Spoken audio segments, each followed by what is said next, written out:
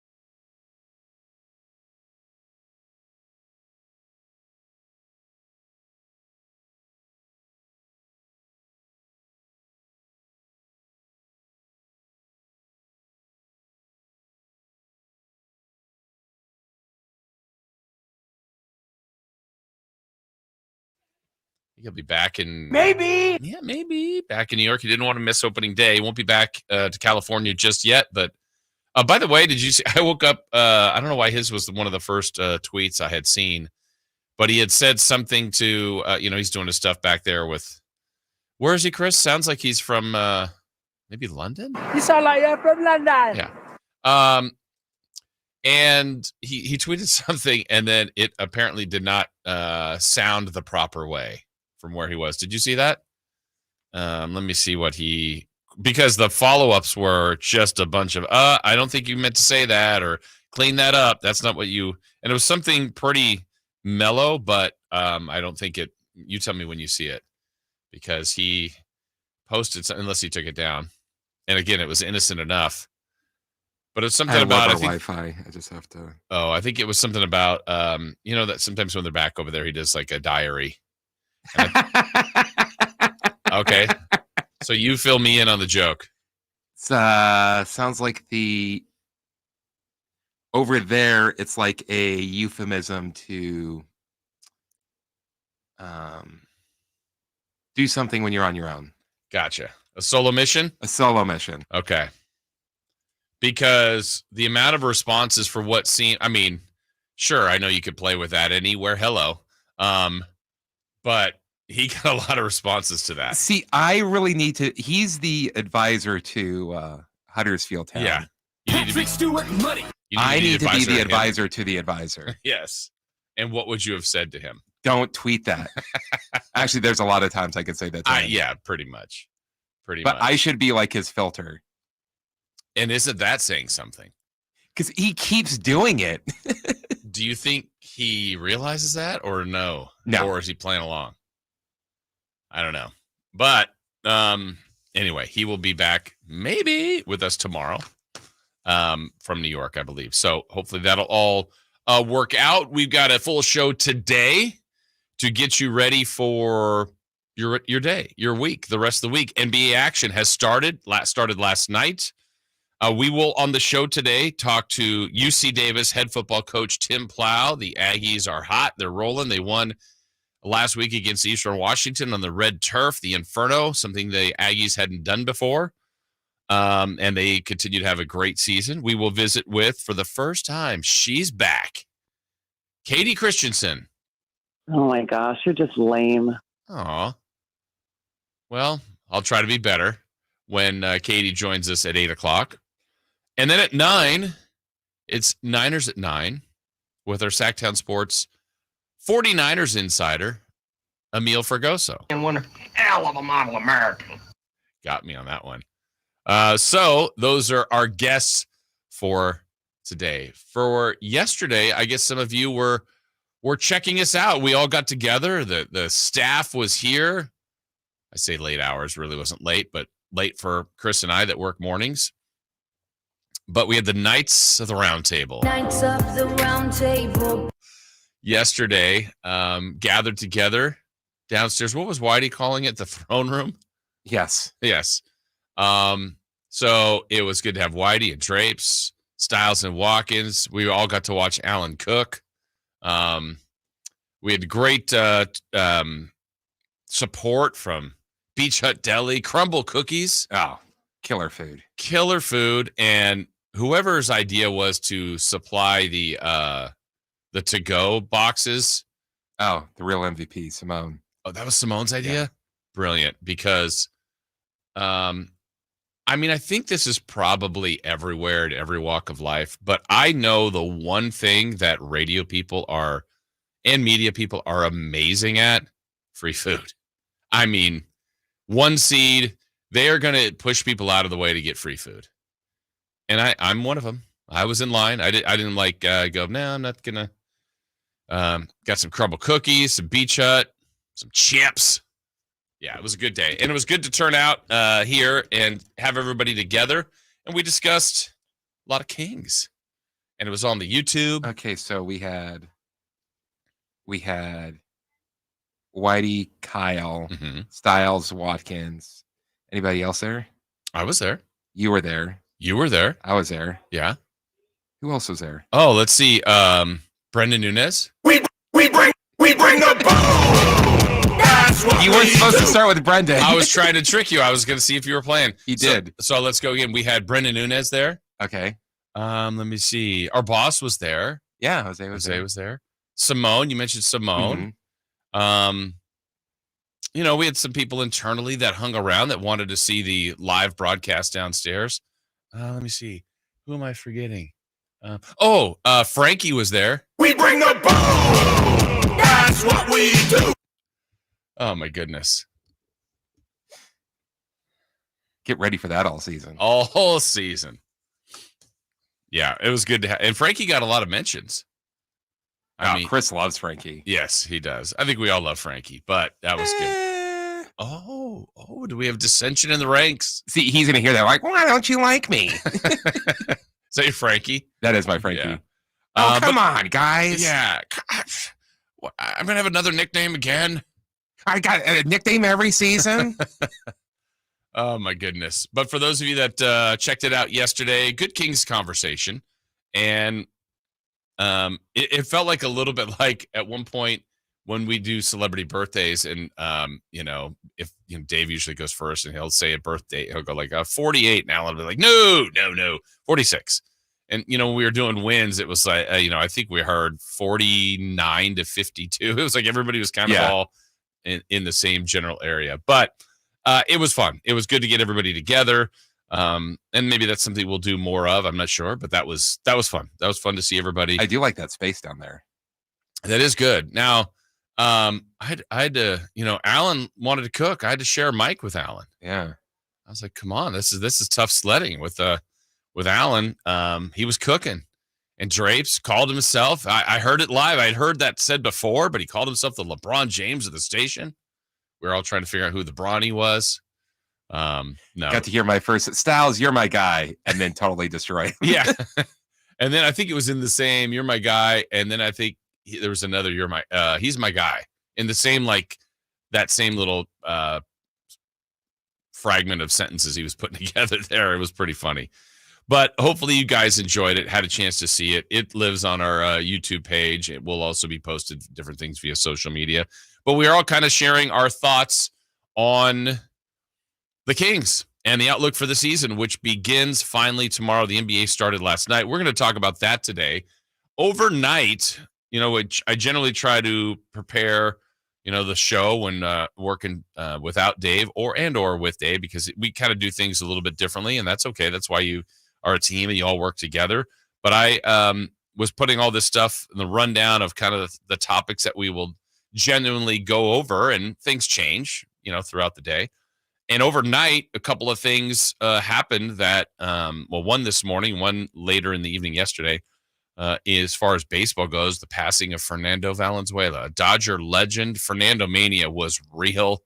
it was a major thing. When I was a kid, that was about as, I mean, think of like things that come on like a flash in sports that people, Linsanity, Caitlin Clark, Fernando. I don't know how to explain them and why they happen, but they do. And then once it gets going, it becomes everybody's in. What's really wild about that too is basically Fernando Valenzuela brought the Mexican community back to the Dodgers because they were not a fan of the Dodgers. I didn't even know this. My my cousin's wife, her dad, his family house was at Chavez Ravine. Oh, really? And they moved it to build Dodger Stadium. And he's just like, we hated them. Yeah. And I'm like, oh, I'm like, but aren't you a Dodgers fan? He's like, yeah. Like, how did that happen? It's like Fernando Valenzuela. Right. Turned it back and brought a lot of people. And like I said, Fernando Mania was a thing. And I mean, too young, 63, I think, is how old he was when last night, when he's passed. And apparently he'd been a longtime broadcaster, Spanish broadcaster with the Dodgers, and had just recently stepped away to work on his health. And sadly, he passed away yesterday. This morning, the NFL has some news that, last week we had a couple of significant wide receivers that were dealt around the NFL, as far as Devontae Adams going from the Raiders to the Jets, Amari Cooper from the Browns to the Bills. Well, it looks like today, right now, the Chiefs and Titans are finalizing a trade to get DeAndre Hopkins from Tennessee to Kansas City. Now, there was a time where DeAndre Hopkins was as probably the number one receiver in the NFL. His latter years with the Texans and his first couple of years with the Cardinals, he's still gifted, and getting put on that team. The Chiefs now without, Juju was missing this week against the 49ers. Rashee Rice is going to be out a long period of time. They haven't had Hollywood Brown. So this was a necessary move, I would say, for the Chiefs, who have become more of the defensive team. But now it looks like they're going to get themselves another offensive weapon for the two-time defending Super Bowl champ. So those are some of the sports news that developed and happened overnight and into the morning that we will continue to talk about today. But we've got all our regular stuff coming your way between now and 10 o'clock. We mentioned we will visit with Tim Plow, Katie Christensen, and Emil Fergoso, all between now and 10 o'clock. So we're glad you're here. Stick around, hang out for a while, enjoy yourself, have a blast. We are going to be here till 10 right here on Sacktown Sports. Can Mike Brown build on last season's Coach of the Year award? Can the Kings exceed 48 wins? We will be better prepared to make the run that we expect to run come next playoff. Tune into every Kings game this season on Sacktown Sports and SacktownSports.com. Hey, what's up, everybody? It's your boy Drapes here for Mercedes-Benz of Stockton. Now that fall is here, now is the perfect time to head to Stockton and check out a new Mercedes-Benz. I had the opportunity just last week to drive an all-new S-Class 550, and let me tell you, it was a sweet ride. The moment I hopped in, I felt like I was in a world of luxury. From the steering wheel to the seat cooling and even the power of the engine, I was impressed. And then, of course, when I hopped into my Mercedes-Benz EQS SUV, I felt the same thing. So hurry in and take advantage of the Mercedes-Benz incentive bonuses up to $15,000. And they have tons of pre-owned vehicles as well, including C-Class sedans, GLC SUVs, and a whole lot more. Take it from me, you won't be disappointed. So take the short drive down I-5 to Mercedes-Benz of Stockton or online at mbofstockton.com. Let's do it. Leading off, the three top stories in the morning. Huge news. This is very important. Here's cut number one. All right, before we get to cut number one, a couple things from our YouTube. Again, thank you for being there. Hit the thumbs up button while you are watching and listening this morning, getting yourself ready for your day. Let's see, Manny to legit. I missed the roundtable yesterday. Would be cool if you guys ever did a remote roundtable broadcast. Okay. Knights of the Round Table. AB, roundtable was dope yesterday. Knights of the Round Table. Thank you, AB. And Manny also then added, I'll have to go watch it later today and see what Alan had cooking. That's right. What does... He might have left it on the stove too long. Yeah. Can you smell what Alan is cooking? Yeah, check it out. If you missed anything from yesterday's Knights of the Round Table, It's all there for you. All right, let's go. Cut number 1 from leading off. Close. From leading off. Give him the green light that he'll be able to play on Thursday. Yeah. But I think he's close. He looks good. He doesn't seem like he's missed a beat at all. If he plays, he'll probably start. But right now, we got to get the green light to see if he's going to play. All right, that's Mike Brown on after yesterday's practice, talking about Kevin Huerter. Apologies if you missed the beginning of that. That was on me, my turnover. Kevin Huerter did some workout yesterday with the team, did some 5-and-5, did some scrimmaging, and Mike Brown in that comment said, yes, if he is back and cleared and ready to go, he will likely start. That was a big point of conversation, I will say, from the round table, because we know the Kings have multiple people qualified to be the starting 2. We will debate this a little bit later in the show, and it has been Keon Ellis. Kevin Huerter has done this before. Could the Kings switch and move DeMar DeRozan there and maybe move Keegan down to the 3, Trey Lyles into the 4? Sure. Could you start Malik Monk? I think a lot of people have said to do that. There are choices that this team has. But Mike Brown, you heard it right there, seemingly says, look, if Kevin is cleared, meaning Huerter, he will likely start. Now, I think we'll get into this in far more detail later in the show. But I think one thing that needs to be remembered for those that are either pro Kevin Huerter or anti Kevin Huerter, I don't even think you have to be pro or anti. It's just maybe you have another thought on what you think the Kings should do, different than the coach or different than the organization. That's okay to have the differing opinions. We can all have that, but the reality is the coach believes this, and that's likely what he's going to do. Their best season they ever had, this group, right, in a long, long time, the 48-win season and the 3 seed, Kevin Huerter was the starting 2. And he had a really good season.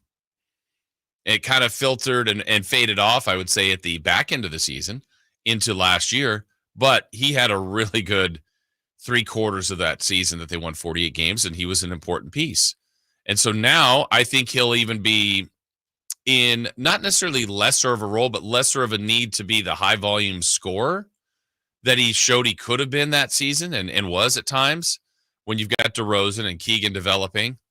So we'll get into this, if this is the right move, if it's something that maybe should be done differently, or maybe something is fluid and changes a couple different times during the regular season. I think that's something else that we will discuss as well. So Mike Brown, 2 days before the start of the NBA season, yesterday for the Kings, talk about Kevin Huerter's return, and if he's back, he will likely start. Let's get to cut number 2. Cut number 2. Last season was a fairy tale script for the Boston Celtics, and it has carried over to opening night, ring night, banner raising, emotions, celebrations, and then history as the Boston Celtics make an NBA record 29 threes, and they bludgeon the New York Knicks on opening night. The final score, Boston 132, New York 109.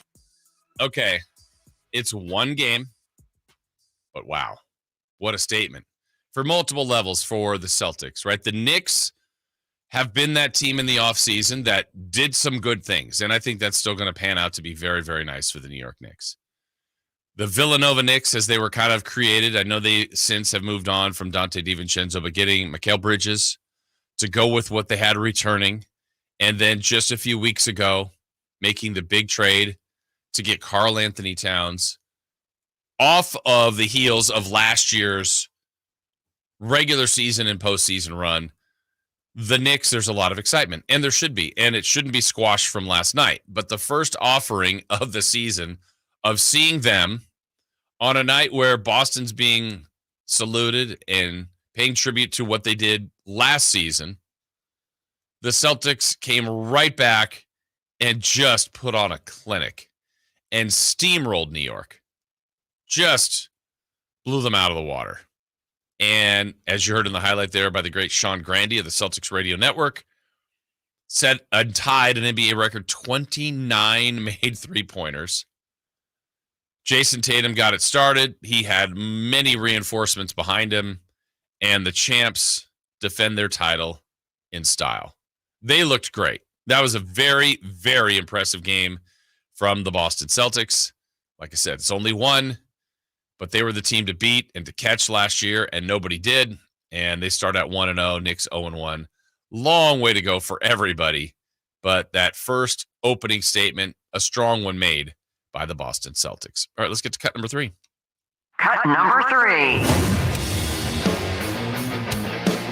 All ready? All right. You feel the intensity, right?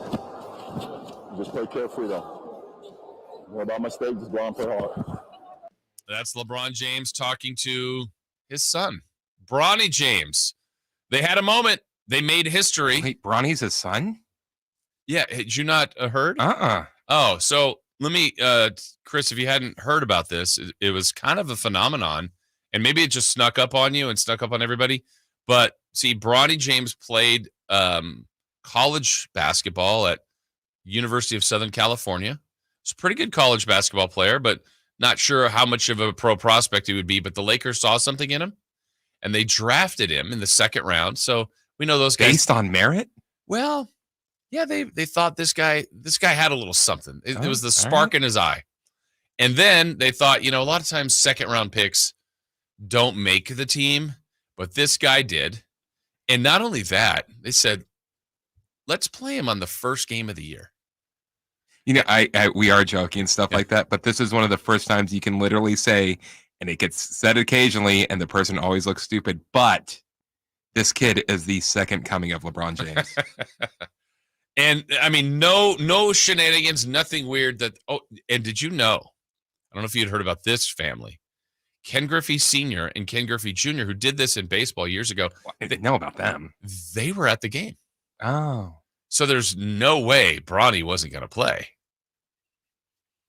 He did play. He played a few minutes. It is history. It was 8 made. points. What's that? A few assists, maybe there was a rebounds. I think he had honestly, didn't he have a rebound or did he have an assist? I think he had a rebound. Okay. It was a putback miss. Oh, okay. He had, was that the other shot? I missed that because I know he had 2 shots. There was one play that honestly, I mean, look, I think the moment is really cool. It's also forced. I get all that. I still think it's cool. But I must have missed I missed right when he came in the game. So I was probably about a minute late. He only played 3 minutes, I think. And I want to say it was something as simple as Bronny had the ball in the wing, or did LeBron? And one of them set the screen for the other. You could just hear the crowd go, he set the screen. But then there was more excitement later when it was a direct pass from LeBron to Bronny, and he took the shot he should have. He was open. He just missed the 3, but that would have actually been the highlight, that people were waiting for, kind of like when they show stuff with Griffey Sr. and Griffey Jr. And, the kid, I think, made like a great home run robbing catch or a catch in the outfield that maybe in front of his dad or something like that Ken Griffey Jr. had a big smile on. This stuff like that they'll show forever when those two guys were together in Seattle. I think the moment is honestly great. I really do. It's historic. I don't know how much or how little they'll use Bronny the rest of the way. I don't know if this is one time or they're, because they didn't get the statistic of the points or the father-son assist, the lob alley-oop. I think that's what everybody's probably trying to wait for. But, I think the Lakers recognize, I think they even said in the broadcast, they recognize the moment. I think J.J. Redick, the new coach of the Lakers, recognized that. Let's get him in early. And then they didn't play him again. And, we'll see. We'll see where that ultimately goes. But the historical nature of it, to me, it's never happened in the NBA and may never happen again as far as a father-son. I mean, you got to have the longevity of LeBron. And you also, the fact that it's one of the greatest players of all time and their son is pretty amazing too. So they made history. The Lakers actually looked pretty good in that game, despite shooting terribly. They did a little damage to the Kings' first opponent, the Minnesota Timberwolves. We'll talk about that throughout the show. So those are some of our topics that we'll be getting into from now until the end with leading off. But when we come back, before we get to head coach of UC Davis football, Tim Plow, we will have safe or out. We're still kind of keeping our eye on baseball while we wait till the start of the World Series, which will be on Friday. Safe or out is next. The Sacramento Kings open their season this Thursday against Anthony Edwards and the Minnesota Timberwolves. Tip at at 7 p.m. Fans on their feet. Listen to every Kings game all season long. On your home of the Sacramento Kings. Sacktown Sports 1140. Hey, you never know when you might be in a position of need of needing some help. You need someone to trust, someone that you know you can call, someone that you know that you can count on that will be there for you, and someone that has experience, someone that is local, someone that's right here that you can call and reach and not get this 800 number of a law firm that you think you're calling that person's company, and you're just getting someone else, and you never get to the name that you think you know and that you trust. So that's why I'm here to tell you about Gonzalez Law, and he is right there in downtown Sacramento, right here. SacLegalDefense.com. The number is 916-304-9187. Now, you may have done something in your past that's still following you around, something that you'd like to, that's keeping you from doing things. That's kind of, like I said, following you around and just, you'd like it to be gone. Well, he does expungements. That's something he can remove from your record. Also, there are wrongful termination cases, auto accidents that happen all the time. Whether sexual harassment, you got criminal defense needs. All these things are out there and are needs for people, and you don't know who to go to. Well, that's why I'm telling you about SacLegalDefense.com and the law offices of Jonathan Gonzalez. Give him a call at 916-304-9187, 916-304-9187. Imagine your team always looking and feeling their best in high-performance technical workwear. Cintas can make it happen. They have garments for almost every job imaginable. And with the Cintas Workwear program, you get freshly laundered garments delivered every week for everyone on your team. Great garments without the bother of laundry. That's a real perk for employees. Find out how Cintas can boost team image and morale. Visit Cintas.com. Oh, I'm ready! And get ready for the workday. Everywhere you look, things are getting more expensive. So at Consumer Cellular, we're lowering the price for those 50 and up. Now you can get unlimited talk, text, and data for $30 a line when you buy two. That's just $60 a month for 2 unlimited lines. So if you're 50 and up, make the switch and save. Come on, you've earned this. Call 1-888-FREEDOM or visit consumercellular.com today. Requires 2 lines of service, age validation, and credit approval, subject to system and area limits, taxes, and other fees apply.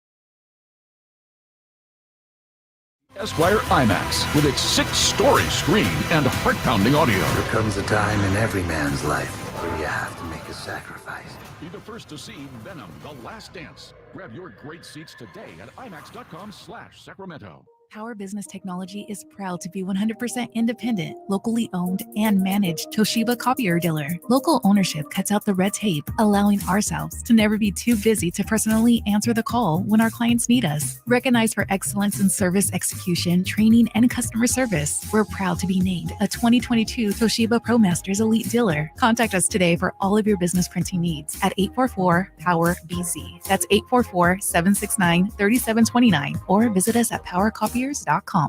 Hey, Marvel movie fans, the Esquire IMAX Theater in downtown Sacramento is now serving adult beverages. Playing this week, Venom: The Last Dance, the IMAX experience. Everything will end. The best theater to experience Venom's action-packed finale is the Esquire IMAX with its 6-story screen and heart-pounding audio. There comes a time in every man's life where you have to make a sacrifice. Be the first to see Venom: The Last Dance. Grab your great seats today at IMAX.com/Sacramento. Toyota's legendary truck event is on. 'Cause we're gonna be legends. Hurry in for $2,000 cash back on any 2024 Tundra, or choose a great lease on a new 2024 Tacoma 4x4. Get to your Toyota dealer today, because this truck event will be Toyota. Let's go places. Offer available to TFS buyers with premium rated credit until 11/4/24. At Fisher Investments, we may seem like other money managers, but we're different. Are you really that different than the rest of us? We are. As a fiduciary, we always focus on what's best for our clients. What services do you offer besides investing? We have a team of specialists in financial planning, estate planning, and more. Your clients rely on you for all that? Yes, we ensure clients receive unparalleled service at every step of the relationship. Okay, but you still sell commission-based products, right? No, because we believe that's a conflict of interest. We prioritize service over sales goals. So then how do your fees work? We have a simple and transparent fee that's a percentage of our clients' portfolios. So we do better when our clients do better. Wow, we're more different than I thought. At Fisher Investments, we're clearly different. Learn more at fisherinvestments.com. Investing in securities involves the risk of loss. Welcome back to another exciting game day. Grab your rally towels, throw on your jerseys, cheer, shout, and save on your gas. That's right. Sports fans win big on home game days. Score instant savings of 25 cents per gallon on Shell V-Power Nitro Plus Premium Gasoline with the Fuel Rewards program. And that's a victory for you and your tailgate team. Download the app, join the Fuel Rewards program today, and game on. Restrictions apply. Limited time. At participating Shell stations. For more details, visit fuelrewards.com. All guests come to you from the Folsom Lake Honda Hotline. Folsom Lake Honda, your one-stop Honda shop. Safe or out? It's time to go around baseball. 3 pitches, 3 swings. It's safe or out on the Carmichael Dave Show with Jason Ross. Okay, we're going to get to safer out here in just a moment. I saw these numbers posted by Jeff Passan about the great Fernando Valenzuela, and I lived it. I remember Fernando Mania. I'm actually stunned. Chris, just a guess, how many complete games do you think there were this year in baseball? Complete games this year, I would say 19. Okay, so you're going low. It's a low number. It's a little higher. It's 29. But okay. 3 pitchers had 2. Yes, that makes sense. And the rest all had 1. Here's Fernando Valenzuela's first 9 starts. Make it first 8 starts of his career. So he's a rookie. He's 20. And he's coming into baseball as a rookie in the 1981 season. This is why Fernando Mania started. Game 1, first debut as a rookie. 9 innings, 5 hits, no runs allowed, 5 strikeouts in a win. Okay, impressive debut. Game 2 that he starts. 9 innings, 1 earned run, 10 strikeouts, 2-0, a win. Another complete game. So shutout to start, complete game, then a complete game. Third outing, Dodgers win 2-0. 9 innings, 5 hits, no runs, 10 strikeouts. So he's pitched 3 times in his major league career, 3 complete games, 2 shutouts, 2 double-digit strikeout games, and he's 3-0. Game 4, still in April. Fernando Mania's just really getting going. A 1-0 shutout. He goes to 4-0, goes 9 innings, gives up 7 hits, strikes out 11, and as I said, a shutout, no runs scored. All right, well, what's he going to do the 5th time he's out there? Here we go. 5-0 shutout, goes all 9 innings, gave up 7 hits, no runs, 7 strikeouts. All right, he gets through April, so maybe for some reason they changed to May and he's not the same pitcher. Well, he's not because he gave up a run. Shame on him. They won 6-1. He went 9 innings, 7 strikeouts, 5 hits. His 7th outing, 9 innings, 11 strikeouts, 7 hits, no runs. So another complete game shutout. And his 8th start, another complete game. He was a little bit shaky. He gave up 2 earned runs, struck out 7. He started 8-0 with 8 complete games to begin his career, and 1, 2, 3, 4, 5 shutouts. Yeah, but what was his pitch count? What was his pitch count? Do they have that here? They didn't even worry about it then. That's incredible. Absolutely incredible. It's not like he stopped there, pitched a no-hitter, I believe, in 90? Yeah, I think it was 90. Anyway, wanted to at least acknowledge and recognize the greatness that was Fernando Valenzuela, sadly passing away last night. All right, safe or out, Chris? Question number 1. The Griffies were in LA last night to be in the presence of LeBron and Bronny. Safe or out? This father-son thing is really cool. That sounded sarcastic. It is. It really is. But I get the reservations on this one, like the forced nature. It's probably a little bit easier in the Griffey realm where dad was really good, but son was incredible. Hall of Famer. Yeah. And by the way, last night when they were doing the pictures, Ken Griffey Sr. looks great. Yes. Looks great. I was like, oh, I'm glad he's still with us. And then I see him, I'm like, oh my gosh. Well, I saw him. I'm like, oh man, Ken's getting a little gray. And I'm like, oh no. That's dad. Yeah. He looked great in Bronny and LeBron, obviously doing Ken Griffey Jr. too. So it's and Jr. looks good too. Yeah. I mean, you could tell that he's in the post-career. Yeah. I don't have to work out every day anymore. That's fine. But he looks great. But you also get the feeling like if they just showed up and gave him a bat, he still would have the most beautiful swing of all time. Yeah. I mean, just unreal talents there. I think it's great. It also can end. Like, we've seen it. And I just want, if Bronny plays every game the rest of the way or doesn't play another game, like, it's fine. It happened. It's kind of like, hey, Chris, did you know that LeBron's first game was in Sacramento? I mean, it happened. It was a great moment, but like there's just the constant reminders of some of these things that like the media jumps in and then sometimes can't get out of their way on it. But I think it was great. It happened. The moment's now made. I guess we'll still have probably at some point the assist from one of them to the other for the basket. That'll be cool. And then let's move on. All right. Question 2. Safe or out? There was more pressure on Aaron Boone than Dave Roberts. I think that's safe. Dave Roberts, though Chris may not count it, does have a World Series title. He also has been there. He has a World Series title. How are you referring to it? A World. Oh. He doesn't have a World Series title. Just a World. He just has like a 30% of a World Series title. Of all the things that people say put an asterisk on it, that one you would, for sure. Oh, I'd put an asterisk on a lot more than that, but that one is a big one. Yeah. He didn't even play half a season. Yeah. They played the kind of season you and Dave want, though. Yes. 60-game season. Hey, if that's how long the season was, I'll give it a World Series. Yeah. I'll give them a World Series title. So, but yeah, in the end, I think, both guys have been on thin ice probably at different times, and partly because of who the expectations these organizations have, the money they have spent, the stars they have brought in.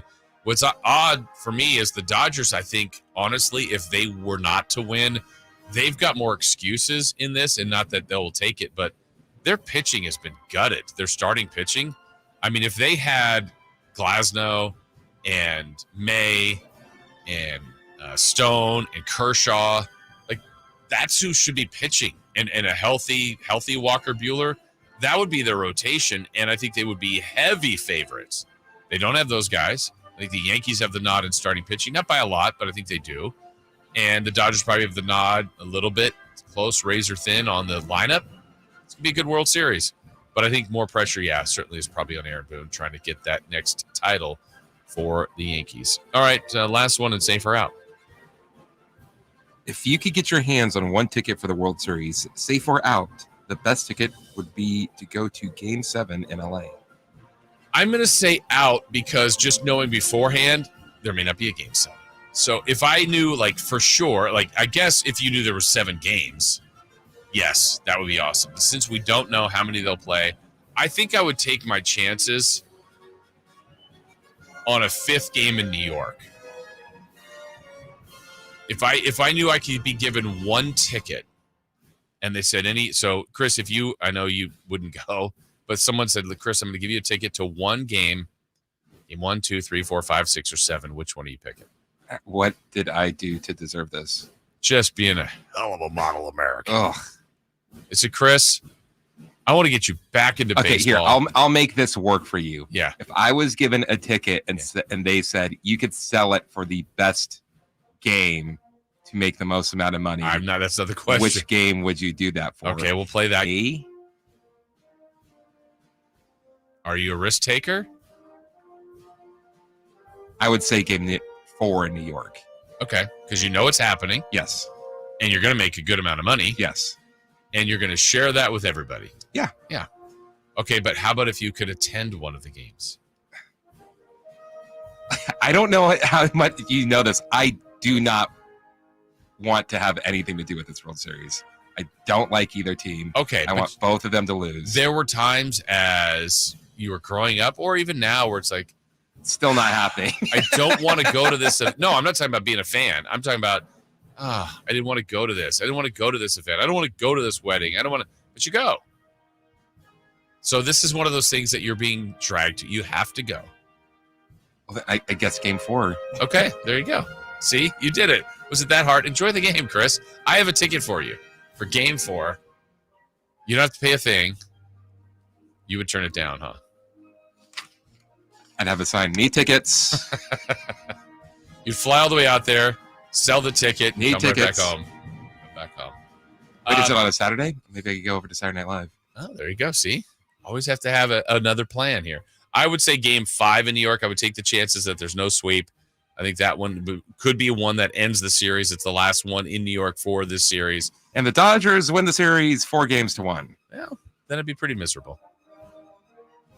Thanks for just pointing out the dark side of all this. I was ready to bring the boom, and instead, you brought the doom and gloom. Where's my song? Bring the boom. No? It's for Frankie. It's for Frankie? Oh, what if Frankie went with you? If Frankie Cardicelli. No, that's not happening. I was talking about with you. Oh, if Frankie went with me. We bring the boom! That's what we do! See? All right. We'll bring the boom. We will break. When we come back, we will visit with UC Davis head football coach. Bring the broom to Shredville. Tim Plow. Coach Plow joins us next. The only place you'll find Malik Monk is Sacktown Sports. Oh my, what an athletic move that time by Malik Monk. Hey Sacramento, it's Malik Monk and you're listening to the home of the Sacramento Kings, Sacktown Sports. Your local sports leader. Don't let summer energy slip away. Live the active life you love year-round with a personally fit arch support system from the Good Feet store. Precision engineered to support all 4 arches. Good Feet puts your feet in a more ideal, comfortable, and pain-free position. And Good Feet arch supports are now HSA and FSA eligible. Book a free fitting at goodfeet.com or come in and get a free pair of OS First Performance socks. Free. Normally a $25 value at the Good Feet store. If you're not looking for a brand new car, at Elk Grove Honda, we've acquired some of the best pre-owned cars we can find. We've kept only the best of our trades, and our buyer has found some of the finest pre-owned Hondas available in Northern California. You can see for yourself at elkgrovehonda.com. Whether you purchase a brand new Honda or a like-new pre-owned Honda, your car buying experience will be the same. We have the right Honda at the right price. You'll find us in the Elk Grove Auto Mall, Highway 99 and Elk Grove Boulevard. I gotta get an Elk Grove Honda.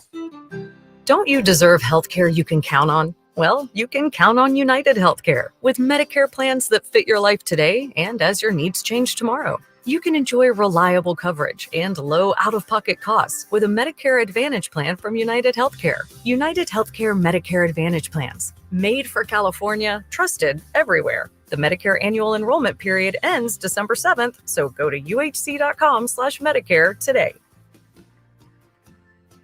At the law offices of Dale R. Gomes, we understand that when you're facing a crisis, you need more than just a lawyer. You need a team. Our dedicated attorneys work together, combining decades of experience to guide you through personal injury or criminal defense matters with care and expertise. We're committed to supporting you every step of the way, ensuring your voice is heard and your rights are protected. With offices in Sacramento and El Dorado County, reach out to the law offices of Dale R. Gomes today, 916-999-9033, or online at dalegomslaw.com. Finally, an easy way to find home improvement contractors. Just visit subcontractorsunited.com and simplify your search for home services professionals. From cabinets to windows, roofing to plumbing, Subcontractors United is an easy, simple way to find and hire a home improvement contractor. And you never have to give up personal information. So no harassing phone calls like you get from those other websites. Subcontractorsunited.com is sponsored by D&D Cabinets and Savage Design. Get ready for an incredible night as the iconic Little River Band hits the stage at the Nugget Casino Resort Grand Ballroom. Join us Saturday, November 16th at the Nugget Grand Ballroom for an unforgettable concert experience. You'll hear all your favorites in this must-see event of classic rock. The Little River Band live at the Nugget Casino Resort Grand Ballroom. For tickets and info, visit nuggetcasinoresort.com. NBAstore.com, the official online store of the NBA, and the world's largest selection of officially licensed NBA fan gear.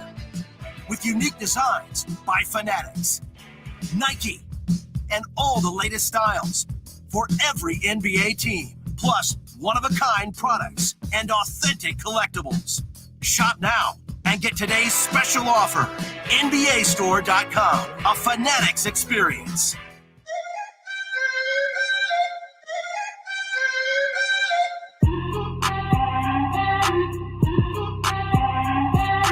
The Carmichael Dave Show with Jason Ross. Call or text at 916-339-1140. On Sacktown Sports.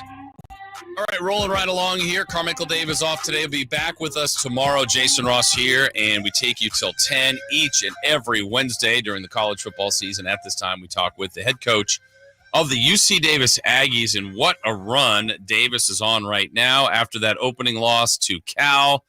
They now have run off 7 consecutive wins, including doing things that the Aggies hadn't done before, and that's going to Cheney and winning against the Eastern Washington Eagles. Let's bring on head coach of your UC Davis Aggies, Coach Tim Plow. Coach, it's Jason. How are you?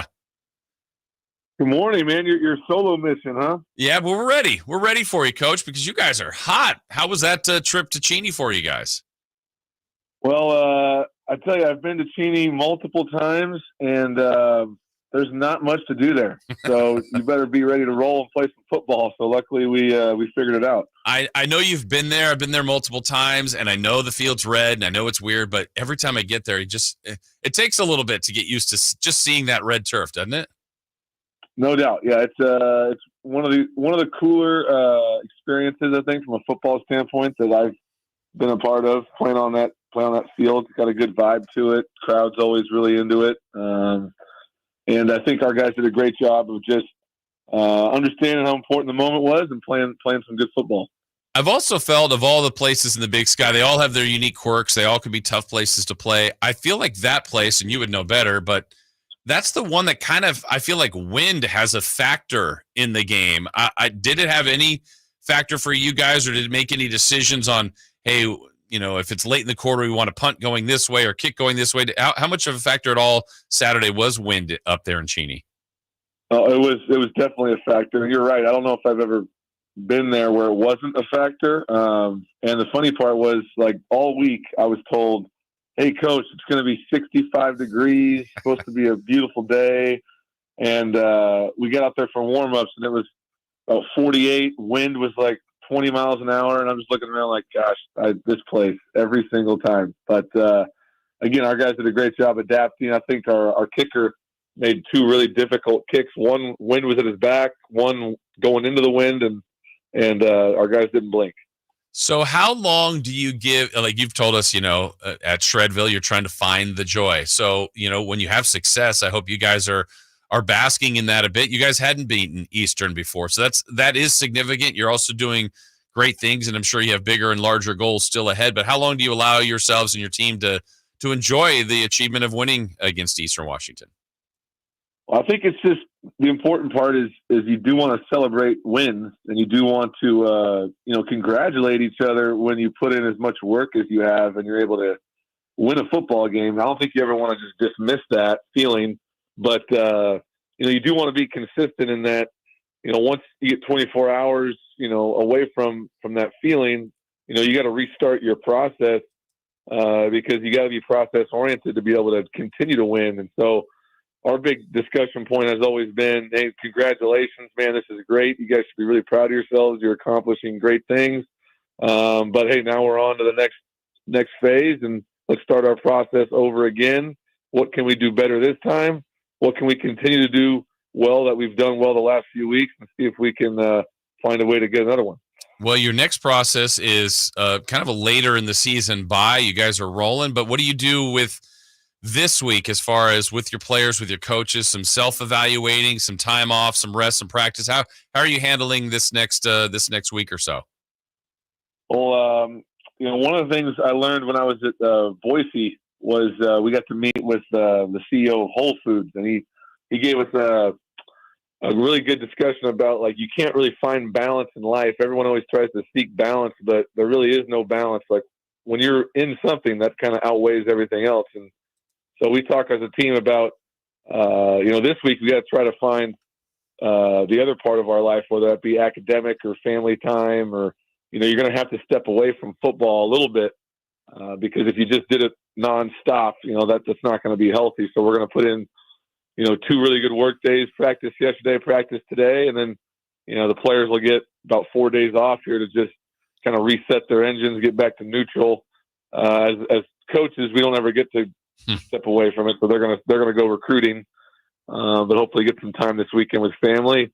But it is important that we take advantage of the extra prep. And if you get 2 weeks to prepare for a team, you should play well. So hopefully we can. Yeah, that'll be Northern Colorado when you have them back at home, and then that gauntlet to end Montana State, and Sacramento State before what you guys hope should be a postseason, the way you guys are going. And Coach, what's the value now in right now the way you guys are playing? I mean, your seniors, your leaders from Hastings to Larison, and a lot of your best players are really playing well right now. How good do you feel about? I know that could change on a dime, but how good do you feel about the way your team is going right now?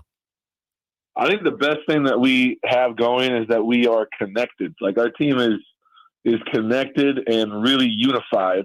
And that's I've been really proud of just how they've played together, because we haven't played perfect by any means, but when one side or one phase has had a tough moment or a tough quarter, someone else picks them up, and they're playing extremely well together, which is good. I think we compete, man. Like, if you play us, like, we're going to fight. We've shown, like, we've been in some bad spots. We've fought our way out of it, and I think that's been good. And I think with our veteran guys, the thing is, a lot of these guys have played a lot of football, and they've had some tough moments here. And I think that experience with as many older guys as we have, I just think the maturity of our team has really showed. And so they really want to do well. They want to do great things. They've bought into what we're trying to do. And I think that's just always going to give us a chance in every game we play. And if we want to win the game, we got to just do the things that winning football teams do. But I think they're going to always put themselves in a position to have a chance, which is all you can ask for. Yeah, I'm thinking back to earlier in the season when we talked to you and watching you guys play. There was, I think it was Southern Utah, maybe Idaho, Portland State.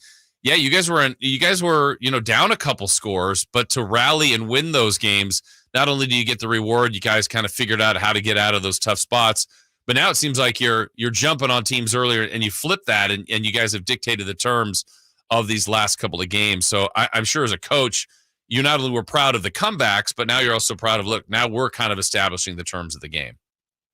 Well, I just think from a health situation too, like my body can handle these games a lot better. But I think the cool part for me has been to watch that. I'm not sure if I know that they worked hard, and I know that they were bought into what we were doing, but I don't really know if they believed or had the confidence that they could do it.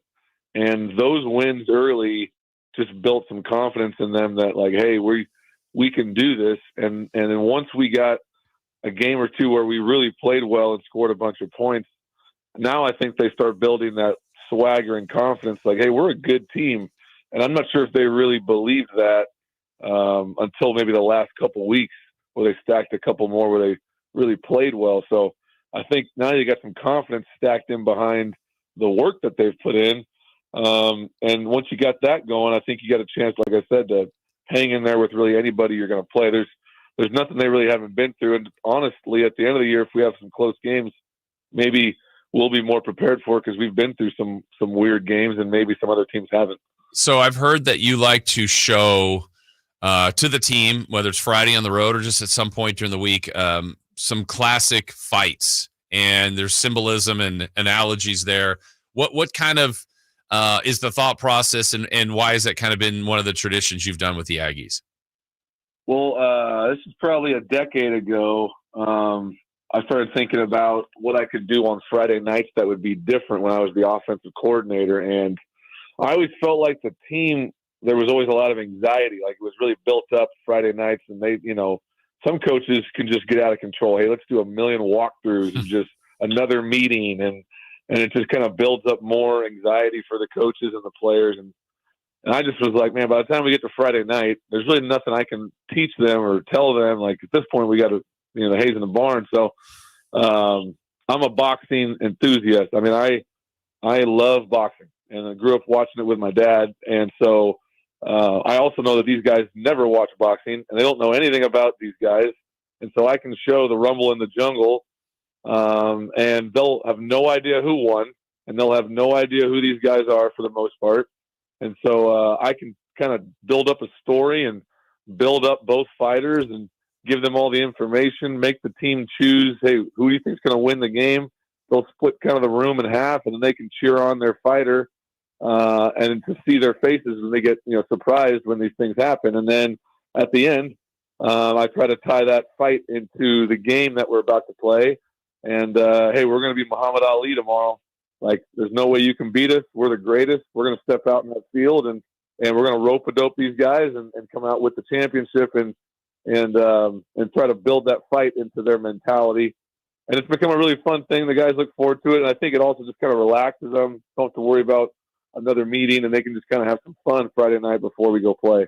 I think it's got to be fun for you knowing the outcome of the fight, and then when you're kind of seeing where the room is divided pre-fight, who they're picking, and you go, wow, interesting, just kind of surveying to see who's picking who and why. That's pretty cool. And I'm sure you getting to see their reactions to the actual outcome of the fight is got to be pretty priceless for you.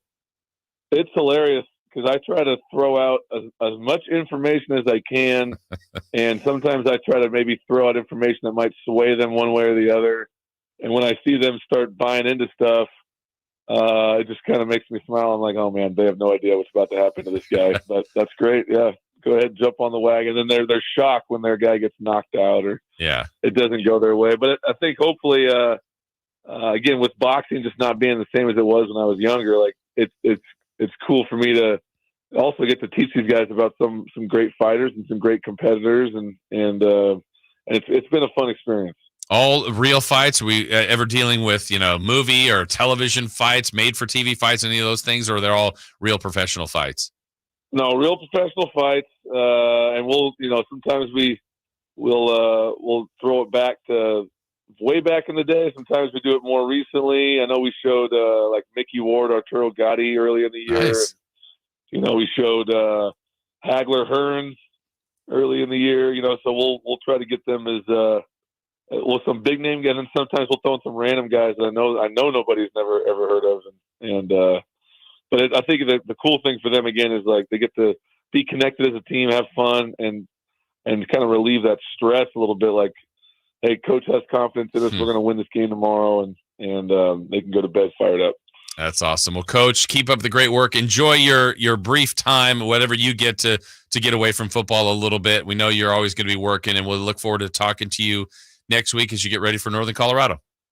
Yeah, I appreciate it. Before I leave, I got to throw a shout out to my father-in-law, Rick. He listens to you guys every morning when I come on these shows, and he gets fired up. So I want to just say hello to my father-in-law, Rick. He is one of the hardest working, coolest guys I know, and appreciate him. We appreciate Rick. Thank you, Coach. Thank you, Rick. And Coach, again, thank you so much, and we'll talk to you next week. All right. Thanks, Jason. All right. Thank you. That's smart. Get the father-in-law mention out there. Thank you, Rick. We appreciate you listening. That's for sure. Thank you to Coach Tim Plow. Break time for us. We'll come back. Opening night in the NBA happened last night. What a show the Celtics put on. Lakers look pretty good, too. We'll discuss next. You never know what you might hear when listening to a Sacramento Kings game. Out of Keegan, going for another triple. Man, is he feeling it. Keegan, can he do it? Yes, there's number 11, Keegan Murray. Keegan steps back. He just knocked down his 12th three-pointer, a Kings franchise record. He's got 45 points. Never miss a moment of Sacramento Kings basketball with Sacktown Sports and the Sacktown Sports app. All right, I'm here to tell you about a brand new sponsor to the show, and I'm so glad that they're here, but they really need no introduction because of their consistent and long-term service to our area. They've served over 9 counties around Sacramento. I'm so thrilled that Overhead Door Company of Sacramento is joining our team, and you should line yourself up with them as well. So look, when you're looking to do something that will change the outlook of your home, a new garage door will get the best return on investment on your improvements. And you obviously will experience that immediate wow factor, right? That's going to be something that happens. But there's also greater curb appeal, and it will be exactly, I think, what your home needs, that little touch-up, that refresh. Like we live in an older home, and we've been there for a long time, 20 years or so, and we can't wait to give our home the boost that it needs, and that can be done with new garage doors. And it's not just residential. There's a lot of you out there that work in companies and commercial. Well, they do work commercial as well, and not just brand new doors. Sometimes you've had doors that work just fine but need a little fine tuning and repairs to existing doors. They do that as well. So if you're looking to spruce things up at your home or workplace, Overhead Door Company of Sacramento, that's the place to go. And we're so glad they're a part of us and part of the show. And they're family owned and operated, and really, truly, I'm not just saying, they're great people over there. They really are. And like I said before, they've been good at their jobs and known and trusted in our community for over 70 years in our area. Go to www.ohdsac.com or call 916-421-3747. It's the genuine, the original Overhead Door. Always look for the red ribbon logo. Wendy's breakfast burrito has an entire breakfast in every bite. Fresh cracked eggs, seasoned potatoes, American cheese, cheese sauce, and sausage or bacon. So the first bite is like fresh American cheese sauce. And the second bite is like fresh American cheese sauce. Bacon. You get the idea. And now get yours with $1 any size soft drink. Gotta be Wendy's. Limited time only. Price and participation may vary. Not valid in a combo. Exclusions apply. All right. When it comes to getting life insurance for your family, a lot of excuses can get in the way. But ask yourself this. If something were to happen to me, who would pay the mortgage, the kids' education, and the other bills? Then forget the excuses and check out Ethos Life, the online, easy way to get life insurance in 10 minutes. Ethos has rates that you can afford, like a $500,000 policy for a 40-year-old male starting at $1 a day or $30 a month with a few health questions and no medical exam. Get your free quote right now at checkethos.com. That's checkethos.com. Not available in all states. Rates do vary. Sacramento weather is brought to you by Folsom Lake Kia. I'm Dirk Verdorn in the KCRA 3 Weather Center and expect a mighty fine day today. Temperatures cool this morning, will be warming with daytime highs ranging in the mid to low 80s with winds staying light. Get the latest forecast on the KCRA 3 News and the KCRA 3 app. DC here for Folsom Lake Kia, where they make car shopping easy with a huge selection of new Kia models, low payments, and zero down deals with approved credit. Folsom Lake Kia, your trusted dealer in Folsom for over 25 years. FolsomLakeKia.com. Everywhere you look, things are getting more expensive. So at Consumer Cellular, we're lowering the price for those 50 and up. Now you can get unlimited talk, text, and data for $30 a line when you buy two. That's just $60 a month for 2 unlimited lines. So if you're 50 and up, make the switch and save. Come on, you've earned this. Call 1-888-FREEDOM or visit consumercellular.com today. Requires 2 lines of service, age validation, and credit approval, subject to system and area limits, taxes, and other fees apply. Did you know that Wendy's has any size soft drinks for just $1? Yeah, any size, anytime. Like $1 Coke, $1 Sprite, or even $1 strawberry Fanta. Okay, could we maybe switch up the sound effect, please? I'm losing it. Wow, no, not that. Any size soft drink for just $1? Gotta be Wendy's. Limited time only. Price and participation may vary. A la carte only. Not valid in a combo. Exclusions apply. Hi, this is Greg Papa. Disasters hit every day. If your home, business, or building has suffered from any disaster, SunPoint Public Adjusters can help. SunPoint prepares, presents, and negotiates your claim with the insurance company, working only for you, making sure you get everything you're entitled to and letting your focus be on what's most important, your family or your business. Call SunPoint today at 888-247-7865 or contact us at sunpoint.us. SunPoint Public Adjusters, the gold standard in public adjusting. License number 2N14884. Carmichael Dave here from my good friends at American Energy. Cool weather, if not cold weather, is in our future. You know that. It'll eventually get there, and American Energy wants to make sure your system is operating safely and properly. So now is the time to take advantage of the $49 fall tune-up inspection. That's regularly $119, but includes a full safety and duct inspection. And if your system's over 10 years old, it's free. The tune-up is on American Energy. Give them a call right now. They're offering $50 off your first recommended repair, or if you need a new furnace, that's half off the price of a new unit. American Energy been serving the greater Sacramento area since 1981. A+ with the Better Business Bureau. You can check them out at theaeway.com for an instant quote. That's theaeway.com. Tell them Carmichael Dave sent you. Call 916-520-9990 now. KHD 1 Sacramento, KYMX HD3 Sacramento. Your home for Kings basketball for over 25 seasons. Hammer time thrown down by the league. From the Power Business Technology Toshiba Studios. Sacktown Sports, 1140. The Carmichael Dave Show. He's on the microphone when he's not on the microphone. He's playing a song, and when he's not playing a song, he's on the microphone. And then boom, with Jason Ross. No, he didn't. Yes, he did. Call or text at 916-339-1140. It's the Carmichael Dave Show with Jason Ross on Sacktown Sports.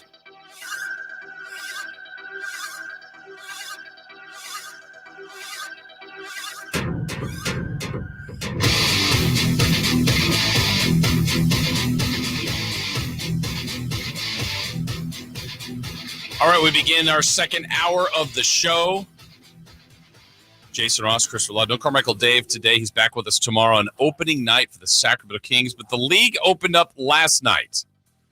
And quite a show put on by the Boston Celtics.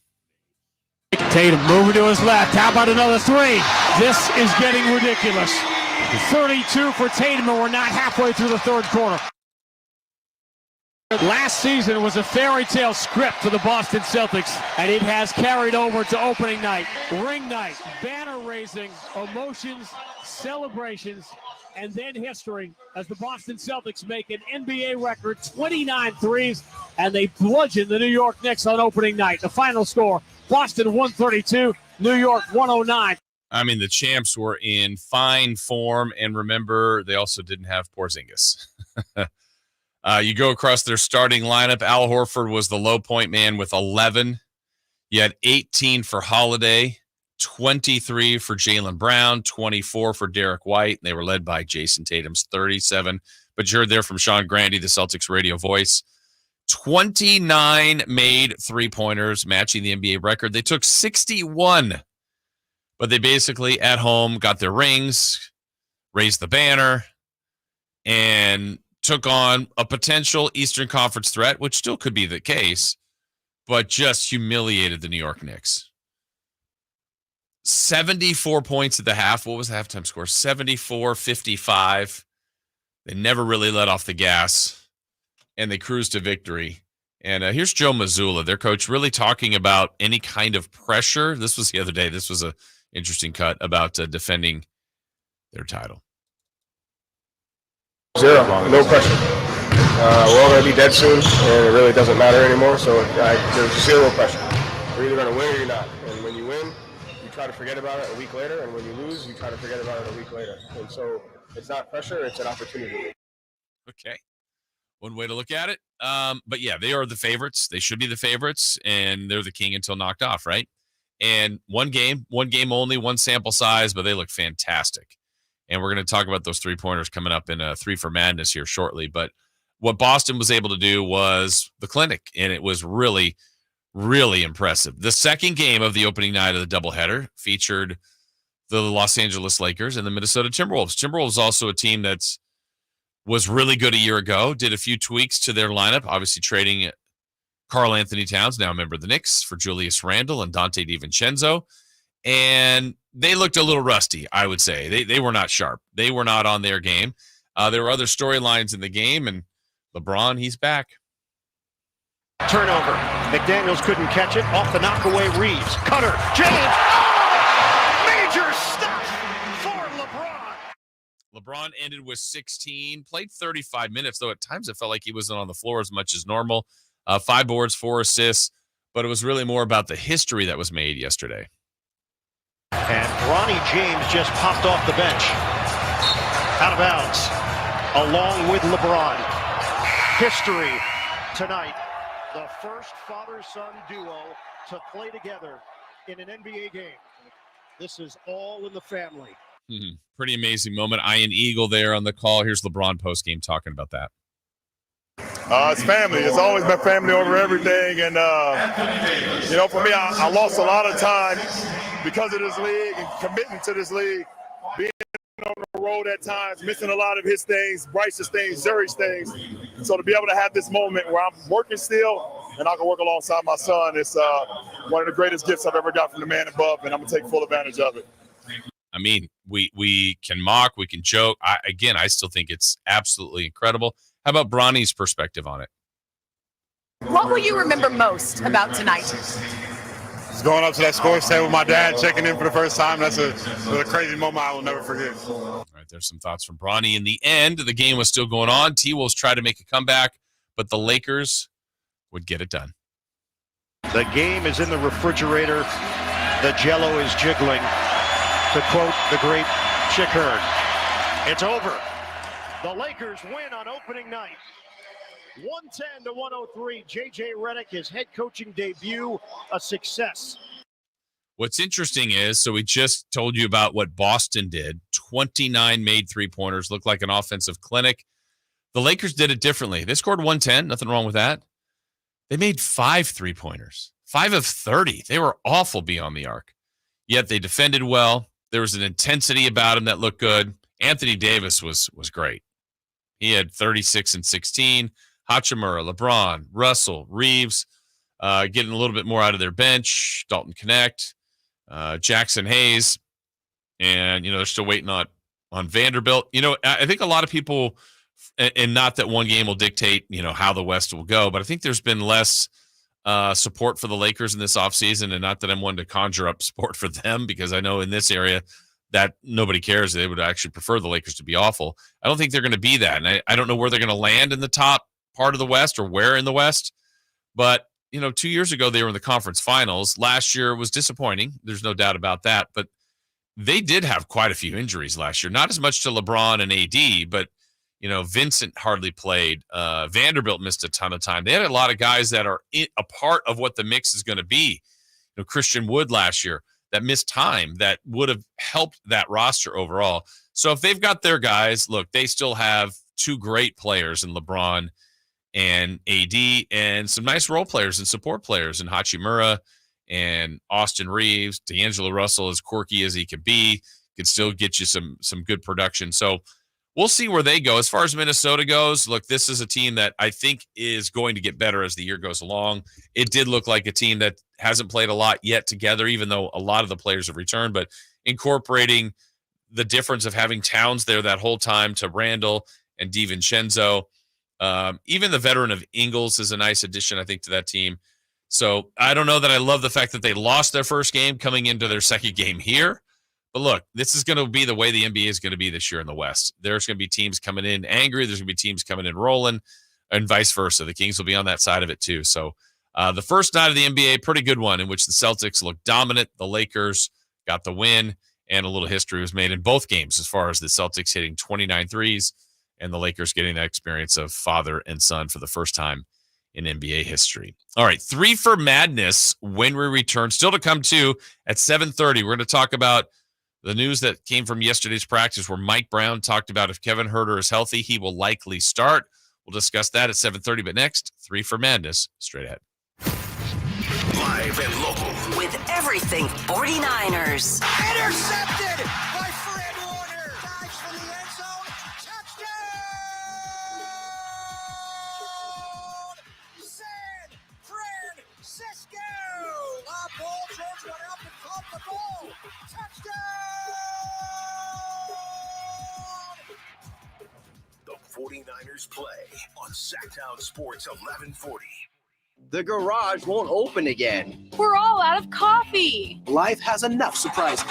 Your car shouldn't be one of them. Stockton Honda keeps your car worry-free. From routine maintenance to that something's not right moment, our certified Honda experts know how to fix it right the first time. Here you go, ma'am. You're all set. Thank you. Stockton Honda Service Department, keeping you ready for the road ahead. Anytime, anywhere, it's all here. StocktonHonda.com. It's Capital Casino, Sacramento's #1 poker room. And guess what? Primetime football is back. Capital Casino is giving away $500 per game in high hand bonuses for every Sunday, Monday, and Thursday night primetime game. As always, offering the best food, the best service, and the best action with the most variety of games in the region, conveniently located in downtown Sacramento. So check them out, Capital Casino, and always remember to gamble responsibly. 1-800-GAMBLER. 3 questions, 3 answers. It's 3 for Madness on the Carmichael Dave Show with Jason Ross. Here's question 1. All right, Chris. Let's go for question 1 and 3 for Madness. What you got? The Celtics hit 29 three-pointers last night, tying the NBA record. Will that record be broken by Christmas? The reason that question could be asked is because it's been moving. That needle and those goalposts have been moving every year with the most made threes. I think it can. I think it will. It's just, look, Boston took 61, still had a great clip, but they could probably have knocked down a few more yesterday. Someone's going to get on a crazy heater, whether it's an individual or a collective team. 29 is a ton, but the league is taking more and more of these. And look, we saw the Warriors hit a bunch in the preseason against the Kings. I think the Kings, who have not shot the ball well, have been in that 20 range quite a bit. 29 is a lot, and someone has to get to 30, but it feels like that's where the league is going. And what's so crazy about it is, you can watch finals games from the late 80s to early 90s and see teams hit or take 5 to 10 in a game. It's just so crazy how much the game has changed in that regard. And the shooting. Look, people are taking shots from far deeper than ever before, more consistently. The corner threes everywhere. Running on a fast break on a 3-on-1 to the corners. It's weird. It's the way the league is. But yeah, I think it will. I really do, by Christmas time. Before we get to question 2, here's one off the text line from our guy Danny in Chula Vista. J. Ross, would you rather be at a championship clinching game for your team or a championship celebration ring night, banner night? Oh, for sure, the game that clinched the title. Yeah, I'd rather be there for the win than celebrating it, though the celebration would be great, but also that other night's a celebration, and that's the intensity, the moment of it all. Yeah, that one would be an easy one for me, Danny. All right, question number 2. Question 2. J.J. Redick is the latest broadcaster to move to the bench to become a head coach. Who do you think will be next? I miss J.J. Redick playing because, Chris, you'd always do the J.J. Redick over-under game. And what did you always set that at, 12.5? It would be 14 anywhere between 11 and 12.5. Yeah, and anybody who ever watched J.J. Redick play against the Kings, J.J. Redick would have probably 10 in the first quarter, and we're like, oh, that's easy over. And he'd always be right around 12 points. It was just amazing. He had a knack for it. It's getting a little bit thinner as far as current analysts or people that are doing this stuff on TV that could become an ex-coach. I still say Kenny Smith. Kenny Smith gets mentioned every once in a while. Mark Jackson's not really doing a lot of that anymore. Jeff Van Gundy is with the Clippers as an assistant. I guess Stan would be another logical choice. But Redick kind of came in quickly from retirement to work in the booth to – wait, he's going to be the next head coach of the Lakers? And let's remember that offseason, by the way. Remember how wild that was? It was like, it's going to be J.J. Redick. And then it completely flipped to Danny Hurley.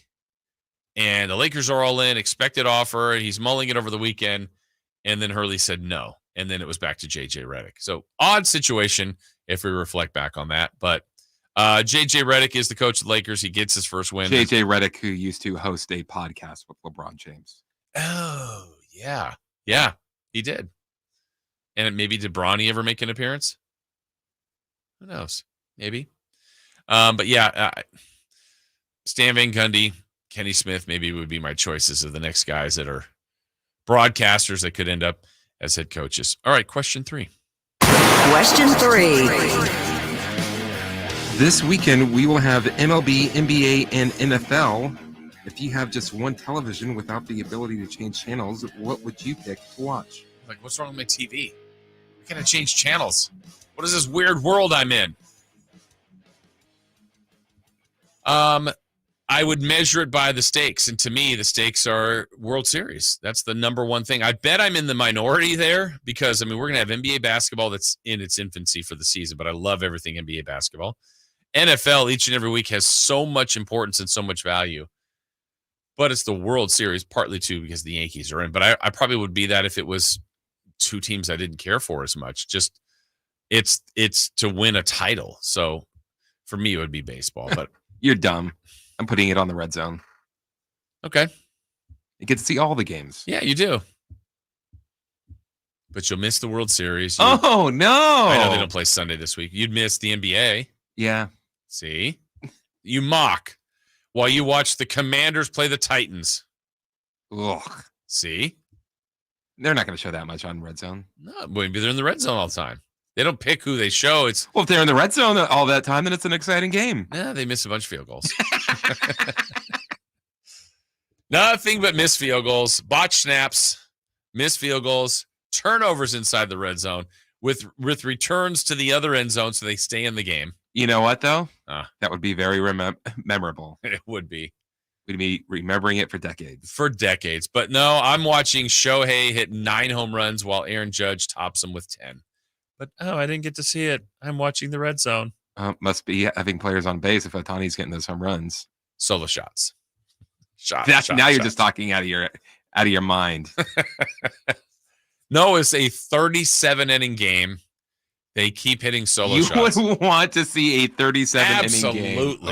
I want game 1 of the World Series to last so long that it's on Monday morning when we're doing the show. If that were to happen in LA, it would be completely empty by the 13th inning.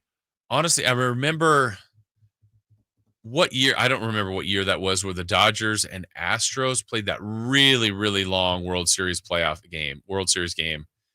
16, 17, I don't know how many innings, but I mean, it was in with pitching. It just took forever. At what point would they stop a game? I don't think you can for the World Series. Really. Yeah, right. So if it's like 2 a.m, California time, 5 a.m, whatever, let's just make it this absolutely absurd. You just keep going, right? Yeah. And all of a sudden, like, second basemen are pitching. And That's what's great about baseball. They don't have a timer. But now they do have a timer.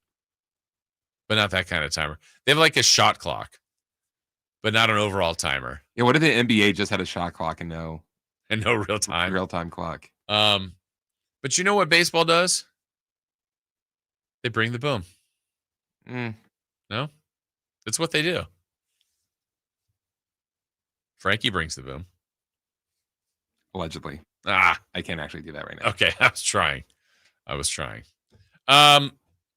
Yeah, so you would pick football over basketball at this point, just because the importance of it. It's deeper in the season. Yeah, I'm with you on that part too. So that's why I go on the stakes of it. I was going to say, now if we're talking Christmas, but I'm like, then we're getting close to playoffs in the NFL. You would pick NBA over NFL on Christmas? I mean, I guess if I had to make a decision. It also comes down to what are the games that are competing with one another. I know the NBA has really tried to make Christmas their thing, which I think has done a good job of that. But it's just weird. NFL always wins. But sometimes you might get a random NFL game. I'm like, okay, do I want the Browns and Cardinals? It's like, What's bad about the NFL this season? Like, a lot of their primetime games have just been like, ugh. Yeah, haven't been as good. Yeah. I mean, I guess that's a good reason why we had 2 Monday night games, because if the Monday night game was the Cardinals and Chargers. Right. Well, in the end, it technically was good, but it wasn't an overall great game. The weird thing is, and I'm with you on the Reds. I mean, I watch the Red Zone. I always here's my deal. I always watch the Red Zone and I watch the Raiders if they're on here now. Now that's something that doesn't happen as much. And the Niners. And when you watch the Niners as a standalone game or the Sunday night game or a Monday night game, it is different than, the Red Zone is just boom, boom. It's just constantly moving. And then when you get to just one game on its own, which, the problems we have nowadays, but it's like, commercials, just feels like it takes longer. Not that you're thinking about that. There's not that many Raiders games on TV here now because they're in Vegas. I'm guessing the same is in LA. Yeah, it could ironically, I think this is going to really hurt the Raiders because overall? It's always been like, the Raiders are the best team in LA. Yeah. But when we get 10 years down the road and they're still not winning, and hey, maybe the Rams make another run at the Super Bowl. Right. And or Chargers, let's and say. Here in Northern California, I mean, they did it before, and that's why we have all these A's Niners fans. Yep. it's going to be the same thing. Like it'll be completely gone here. Yeah, the farther you get removed, right? It just takes time, and you'll have new legions of people that are like, "Oh yeah, I was." What will be very sad is Vegas is already a road stadium. I know. That's what they're not gonna have. Well, I wondered there, like for Vegas to be like truly like I've been a lifelong like it's the kids that are going to Raiders games now that like I've been going to games for 20 years. Well, we're 20 years from that. Like it's not happening overnight. They need to go. I've been going since I was a kid. But but how many people are like doing that? Kid might be. My dad's a huge Steelers fan, so when I went to the Steelers games, I actually kind of switched to the Steelers, and they've been better all this time. And I watched Russell Wilson cook. Yeah. Who knows? Well, the problems we have in our modern day viewing and listening of sporting events. All right, break time for us. When we return, yesterday on our Knights of the Round Table that we had, hopefully you watched or listened to the Knights of the Round Table. Knights of the Round Table. Where Jeff says, good roundtable discussion last night. Here's how the Kings go far this season. Keegan pushes the team scoring leader. That's it. That's how it happens. Okay. Wait, who was all at the Knights of the Round Table? Okay, well, we had the drive guys, so that's Whitey and Draper. We had Styles and Watkins. Yeah. You were there. I was there. I was there. Our boss, Jose, was there. Brendan was there. Simone was there. Kyle Ledbetter was there. Let me see. Frankie was there. We bring the boom. That's what we do. Yeah, so Frankie was there, and we had a great time, and hopefully you guys had a chance to check that out on YouTube. But one of our big topics of discussion we're going to bring up next, Kevin Huerter, as mentioned by head coach Mike Brown, when cleared, when fully healthy, which may be as soon as tomorrow, will likely start. Is that the right choice? We'll discuss next. Subscribe to Sacktown Sports on YouTube and watch the Carmichael Dave Show with Jason Ross, Styles and Watkins, and the Drive Guys. Live Monday through Friday from 6 to 6. Plus view archive shows and exclusive content. Subscribe at youtube.com/Sacktown Sports. What's up? We're talking to Chad Hoblet of Hoblet Dodge, Chrysler, Jeep, Ram, and Woodland. Chad, what's going on for Ram Power Days? The savings just keep getting better and better. Right now, you can save up to $17,000 off MSRP on new 2025 Ram 1500 Bighorns. And yes, I said the very nicely equipped, updated 2025 Rams. Man, that is some of the best savings you've had all year. Yep, and you won't find better deals on more Ram trucks than at the Hoblet Ram Truck Center. There's a reason we continue to be one of the biggest Ram dealers in the country, with numerous customer service awards, including the very prestigious Walter P. Chrysler Award, which means we are in the top 1% of dealers in the nation. Don't miss the savings at Hoblet. Search, select, and save through their whole inventory at HobletDodge.com. Unbeatable prices, unbeatable selection. Nobody beats Hoblet, period. 17,000 total net savings after 12,500 factory rebates and 4,500 dealer discounts. Rebates include 2,000 Chrysler Capital bonus cash. Must finance through Chrysler Capital. 3,000 in Hoblet inventory select coupons and 2,000 in Hoblet trade-in assistance coupons. Must have qualifying trade-in. At least 5 of the net savings. Coupons only while supplies last. See dealer for details. Don't let summer energy slip away. Live the active life you love year-round with a personally fit arch support system from the Good Feet store. Precision engineered to support all 4 arches. Good Feet puts your feet in a more ideal, comfortable, and pain-free position. And Good Feet arch supports are now HSA and FSA eligible. Book a free fitting at goodfeet.com or come in and get a free pair of OS First Performance socks. Free. Normally a $25 value at the Good Feet store. Despite having no experience, Gavin Newsom made Jessica Morse his, quote, wildfire specialist. The result? Under Newsom and Morse, insurance rates and utility bills skyrocketed. Millions of dollars were slashed from the state's fire prevention budget, and they were even caught lying about their record, while millions of acres burned and families lost their homes. Now Gavin has chosen Jessica Morse again, this time to run for Congress. We have a better choice. Kevin Kiley. As our congressman, Kevin Kiley has worked across party lines to secure millions for wildfire protection and expand water supplies. And Kevin Kiley's bill to protect Lake Tahoe will bring up to $415 million home to our district to reduce the threat of fires and restore the ecosystem of the lake, delivering results and making a difference. Let's keep Kevin Kiley working for us. I'm Kevin Kiley. I approve this message. Paid for by Kevin Kiley for Congress. Tesla, keeping it real tour. Saturday, November 9th, the venue at Thunder Valley. Tesla, live. The multi-platinum rock band returns with special guest, Fuel. For tickets, visit ThunderValleyResort.com. Tesla, keeping it real tour. All guests come to you from the Folsom Lake Honda Hotline. Folsom Lake Honda, your one-stop Honda shop.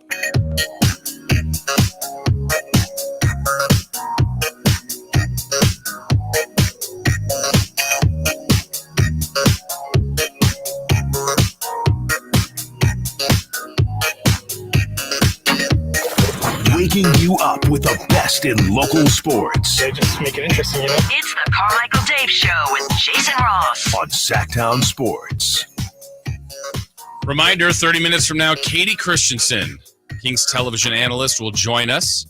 Also at 9, Niners at 9, our 49ers insider Emil Fergoso, the very latest on San Francisco, who will have to step up for the injured Brandon Ayuk. That, amongst more, coming up with Emil. Crosstalk at the end of the show with Stiles and Watkins. We'll rehash some of our conversations that we had last night, right here on our YouTube page that you hopefully had a chance to watch, and over the air for our Knights of the Roundtable last night. And our big discussion kind of stemmed from a conversation that was had at yesterday's practice. Here was Mike Brown talking about the return of Kevin Huerter. I think he's close. They haven't said, give me the green light that he'll be able to play on Thursday. Yeah, but I think he's close. He looks good. He doesn't seem like he's missed a beat at all. If he plays, he'll probably start. But right now, we got to get the green light to see if he's going to play. All right. So if he plays, he will probably start. And that's where we kind of went around the room and talked about that as a discussion. And I think there were great points made by everybody. I would love to hear from you on the text line at 916-339-1140. Phone lines, too, if you'd like to chime in there, or at 1-800-920-1140. On our YouTube page, make your comments. We'll see what we can get in as well. So basically the options the Sacramento Kings have, and I think out of necessity, the way they did it at the end of last season and into the preseason, was Keon Ellis. And I think you could make a great case for Keon Ellis being the starting two guard of this team. This team has not been a great defensive team. Some of the defensive numbers were better last year at the back end of the year.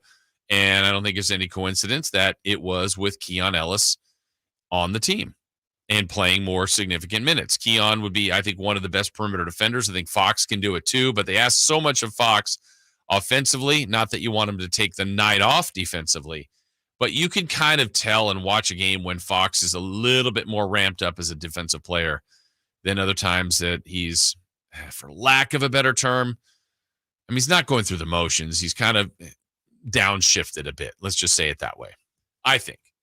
So, I mean, could you put Fox on the best offensive player on the guard side, on the perimeter? Yeah, but is that worth it, what it might take away from him offensively? Whereas Keegan, I think, is going to take a lot of the best perimeter, best scores, best scoring options, all different sizes. For example, I believe that he'll start and guard Anthony Edwards tomorrow. I think that makes a lot of sense. That's a lot to ask of Keegan.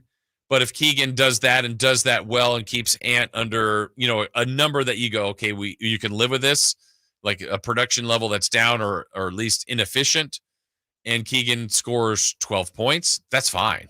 That's fine. But those shots have to be important shots, open shots, and that would be good. You want Keegan to score more than that, but I think if Fox did the same and scored 12, that's my point. Like, I think you'd feel that as a team more than you would from Keegan. So back to the two guard and Keon Ellis. Again, the reasons to start Keon are defense, but I don't want to get it lost. He's an efficient and effective three-point shooter. Low volume, and that also might be why you start him.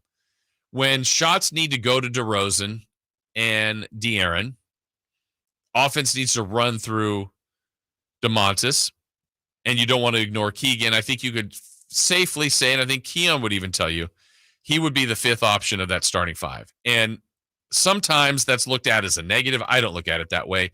But that would be, look, you're starting because of your defense, because of your accuracy as a three-point shooter and timely shots. And, some nights maybe he would score 23. He's capable. It's just that probably wouldn't be an every night thing. And then you're going to be comfortable with bringing in Malik Monk and so on and so forth. Also, if he is a starter, is Huerter as good off the bench? Maybe he's better. He's been a bench player before. He was quite a bit in Atlanta. So these things would be the reasons to start Keon Ellis. And the reason he started the preseason obviously was Huerter was hurt, not even cleared. And Lyles could have been an option to play a little bit bigger as far as putting him at the 4 maybe with Sabonis and move DeRozan to the 3. Murray to the 3, DeRozan to the 2, Fox to the 1. That's an option. An option that seemingly isn't on the table is Malik Monk.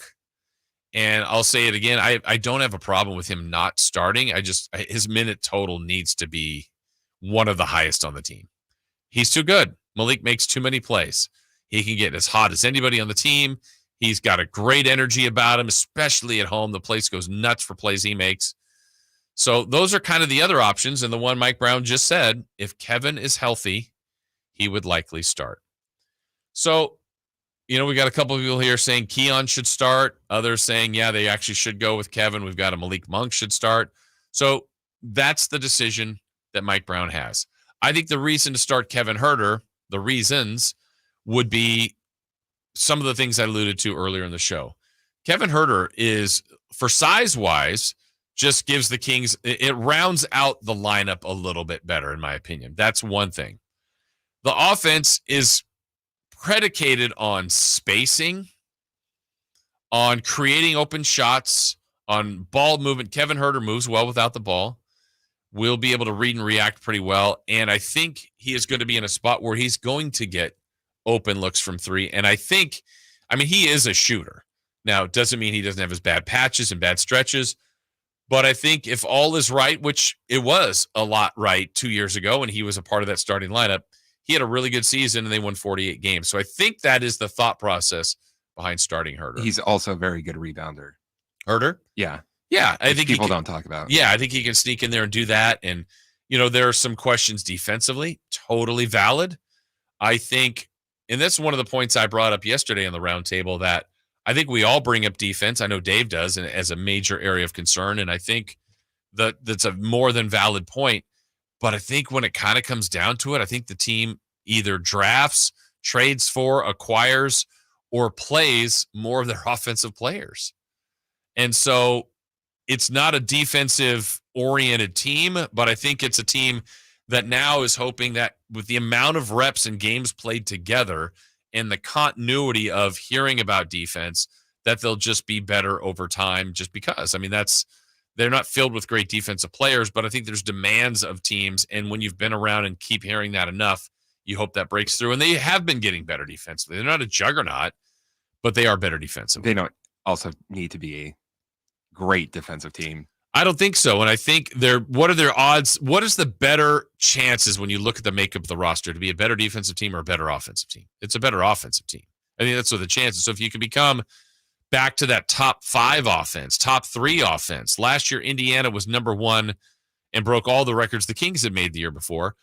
And they weren't very good defensively, but they made a nice run in the East. It can be done that way. And there is a difference between talking about a run and a championship. I don't know that people think of the Kings as a championship team, at least right now, and that's totally understandable. But I looked at Dallas last year as the year went on. I didn't think of them as a great defensive team. I thought they were fine. Luka's never been considered a great defensive player, but as the year went on and as games became more and more important, as matchups in the postseason, you're like, man, Dallas is playing some pretty good defense. And actually, even Luka at times is playing some pretty good defense. There was times he wasn't, and that got exposed. But there they made their run ultimately to the NBA Finals. So it'll be interesting to see. The other part I still kind of wonder out loud is whether or not Mike Brown can be fluid with this. If Kevin Huerter is cleared and he wants him to start and it doesn't go well for him or for maybe the starters, don't be afraid to change it. I think you got to give it some time, and see if it can work. But and it has worked before. But if it's like, you know what, today I think it feels better to start Keon Ellis, want a little bit more of a defensive presence. You're playing a little bit of a bigger team. Maybe we go and see if Mike Brown says, you know what, let's see if we can put Trey Lyles in there today as a starter. I don't know. I think there's different ways this team can go. How many players will they ultimately play off the bench? Where will those bench players fit? I think there's a nice fit with Keon and Malik coming in off the bench as opposed to Huerter, McDermott, and Monk. Kind of a little bit of duplication there, a little bit, not entirely. So I think there's some sense to it, but we shall see if in the end it ultimately pays off. When we come back, we got more on this. I want to continue this topic. Also more sound from practice yesterday as the Kings getting ready to open up their regular season tomorrow night. And again, Katie Christensen joining us at 8. We've got all that and more straight ahead here on Sacktown Sports. You know how it goes down, man. Sacktown Sports 1140 has you covered all year. Listen to every Sacramento Kings game and stay up to date on all Kings news on SacktownSports.com. Or listen to our live and local shows. The Carmichael Dave Show with Jason Ross, Stiles and Watkins, and the Drive Guys. We are your home of the Sacramento Kings. Sacktown Sports 1140. If you're not looking for a brand new car, at Elk Grove Honda, we've acquired some of the best pre-owned cars we can find. We've kept only the best of our trades, and our buyer has found some of the finest pre-owned Hondas available in Northern California. You can see for yourself at elkgrovehonda.com. Whether you purchase a brand new Honda or a like-new pre-owned Honda, your car buying experience will be the same. We have the right Honda at the right price. You'll find us in the Elk Grove Auto Mall, Highway 99 and Elk Grove Boulevard. I gotta get an Elk Grove Honda. Insurance companies perform a very valuable service, but they want to keep their money. Although most cases settle before trial, it is paramount that the insurance companies know that if pressed, your legal team has the experience to take your case all the way. For 25 years, Ashton & Price has earned the reputation that if the insurance company isn't fair, we're ready to force them to be fair. My mom used to warn me, wait till dad gets home. Think of us as dad. The best part, there's no fee until we win. Remember, for the best advice, don't think twice. Call Ashton & Price. Order for Jennifer C. Is this my double shot, double cream, double froth, double pump, double hot, double whip, double sleeve? Yeah. Can you handle that much caffeine? Hey, did you know Discover automatically doubles all the cash back you've earned at the end of your first year? Well, I do now. Seriously, did you know Discover automatically doubles all the cash back you've earned at the end of your first year? Yeah, you just said that. Did you say I just said that? Yeah, I'm cutting you off. Did you say you're cutting me off? You earn, we match. Unlimited cashback match. See terms at discover.com/creditcard. Did you know your skin is the largest organ of your body? Huh? That's why you should shower with Old Spice Super Hydration Body Wash instead of plain old bar soap. Love your skin by super hydrating it with vitamin B3 and glorious notes of vanilla and shea. Did you know that my super hydrated skin is the second largest organ of my body? The first is my heart. Old Spice. Men have skin too. Old Spice Super Hydration Body Wash. 24/7 renewing moisture. With daily use. Golf to Go is brought to you by the Hagen Oaks Golf Super Shop. Here's Frank LaRosa. According to Dave Pells, most golfers don't allow for enough break on putts. During your next round, mark your scorecard, whether you missed putts above the hole with an A or below the hole with a B. If you have more Bs, add more break until you have an equal number of A and B misses, and you'll make more putts. Ernie L. says bombing the driver on a par 5 might not always be the best strategy. Rather, you should get yourself to your ideal shot distance to the green. So if that's 120 yards, then for a 500-yard hole, you need shots of 200 and 180 yards. There are lots of ways to play a hole. Bobby Jones said a leading difficulty with the average player is that they totally misunderstand what is meant by concentration. They may think they're concentrating when they are merely worrying. Jones and all the great players knew that the game is played in the 6 inches between your ears. If that's your golf to go, I'm Frank LaRosa. Hey, it's Carmichael Dave for American Energy Heating and Air with a question. Have you recently had a technician diagnose your HVAC system and you were a bit surprised at how much it cost? Or did something seem off about their quote? Because at American Energy, they take pride in giving you honest, straightforward solutions to get that system up and running. Have their qualified technicians come out and give you a free second opinion. It's free. You got nothing to lose but some dollars off of that original quote. They're making the uncomfortable comfortable. They've been doing it since 1981, serving the greater Sacramento area. A+ with the Better Business Bureau. That's why they keep having customers coming back for more and more and more. You can call them and set that appointment at 916-520-9990. That's 916-520-9990 or AmericanEnergyAir.com. Call 916-520-9990 now. The NFL's leading rusher plays here. The handoff to McCaffrey, walks in the end zone. Handoff to McCaffrey, takes it right down to the goal line. He does his thing again. McCaffrey goes in motion right. Backwards pass led by Juszczyk. A block there. Hurdles a man. 10, 5, touchdown! CMC! You can hear all of Christian McCaffrey's touchdowns on your home for 49ers football. Sacktown Sports.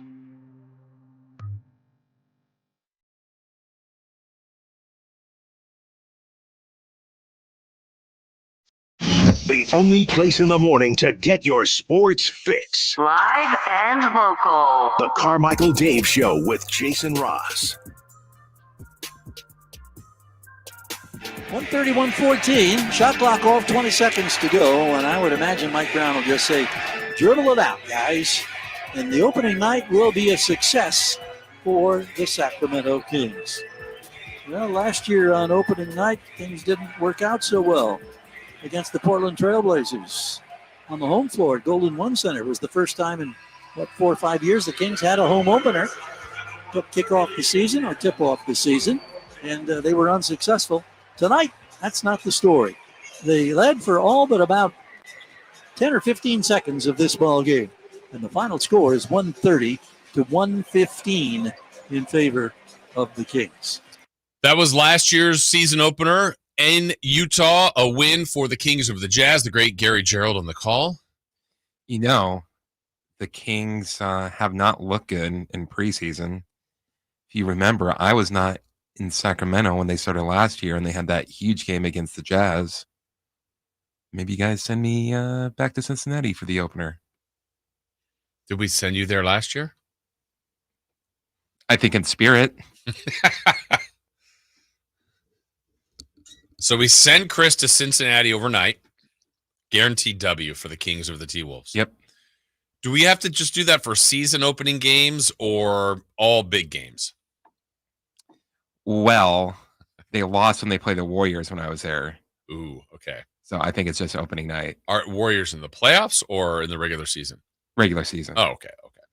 It's still a big game. It's not a big game. No. I just want to make sure we're defining because it wasn't like the Warriors in the postseason. Did they beat? I'm trying to remember. Did they beat the Lakers to start? What was the first 3 games last season? Last year? Let's look it up. I know that they opened the season obviously there with the win. Though what was odd about last year's season opener, I think on the day we were doing trivia, like who had scored the most points in a season opening game, and no one could ever get it. And it was Harrison Barnes that had scored the most points ever in a Sacramento Kings season opener. And then Barnes went off for like 27 points in the first half last year. Something just absurd. Well, heck, I'm on that game here. Let's hit one of those highlights. Where are you, Barnes? Here we go. Coming up on the final minute of the first half. Malik Monk was open, but he passes up, goes to the corner where Barnes is wide open, and Harrison adds to his amazing first half total. He's got 27 points. He's a perfect 5 for 5 from downtown. 72-54 in favor of the Kings. Yeah, Barnes would end 6 for 6 from 3 in that season opening game. In 33 minutes, scored 33 points. But to your point, Chris, yeah, the Kings opened up 1-0 with a win over the Jazz, then lost the home opener to the Warriors, and then 2 days later in overtime beat the Lakers. Okay, that's right. Yeah. So those are the 3 games I was there for. Oh, yeah. Then I forgot that weird stretch after that. Then they went to the Warriors again and lost by 1. That was the controversial play late, I think, where Klay Thompson got a bucket. Then they lost the 2 games in Houston And so they were 2-4 and had a 6-game win streak, 8-4, and basically played 500 kind of the rest of the way. So they've got a 66% winning percentage when I'm in Cincinnati. 2-1. Okay. So when we need a little slump bust, we just let's send Chris just for 3 games. Know Get that some they're Skyline chili in them. Yeah, just know that you're going to get 2 out of 3, but that's okay. You don't need to get all 3. 2 out of 3. That kind of does a nice season redirect. So the Kings start tomorrow. We talked in the last segment about Kevin Huerter. Should he start if, in fact, he's healthy? Like I said, we got a lot of different contributions on that, whether it's our YouTube and our text line saying that some people are saying it should be Keon. Some still go for Malik Monk. And people are like, no, Kevin Huerter, when he's right, I think that's the right guy. So we got stuff everywhere on that particular topic. But let's hear more from Mike Brown talking about the beginning of the season. It's fun, especially here, man. The fans are excited. You can feel the energy from everybody, and you want to do well for yourself, and it's about the guys in the huddle and all that. But with the way our fans with the way the passion is from our fans, you want to do well for them too, and so it makes it fun. But the tough part about it is we've had a few injuries and in the preseason, and so this is probably the first time that I still feel like I don't have my hands wrapped all the way around what I want to do because not everybody that's going to play during the regular season played in the preseason. So it's exciting from the standpoint that everybody grew another year. It's exciting from the standpoint that we have some new faces in here that are going to contribute. And then it's also exciting to a certain degree because I don't quite know exactly what we have yet, so looking forward to Thursday night. So comments from Mike Brown. Yeah, the fact that, I think all coaches want to know exactly what is at their disposal, what everybody's going to look like. Huerter's coming off significant surgery. He didn't have him in the preseason, hasn't had Trey Lyles with his offseason injury. And good, by the way, he's back and practicing, so that's good.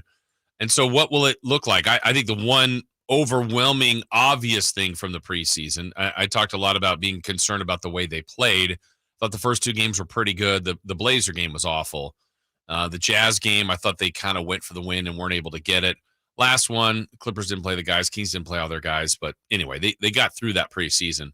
But the bench, I think, was the most obvious, glaring thing from the preseason that will be the most different, right? I mean, they just didn't have either guys were out, not playing, and it was just a bench that we won't see. We just won't see those lineups during the season.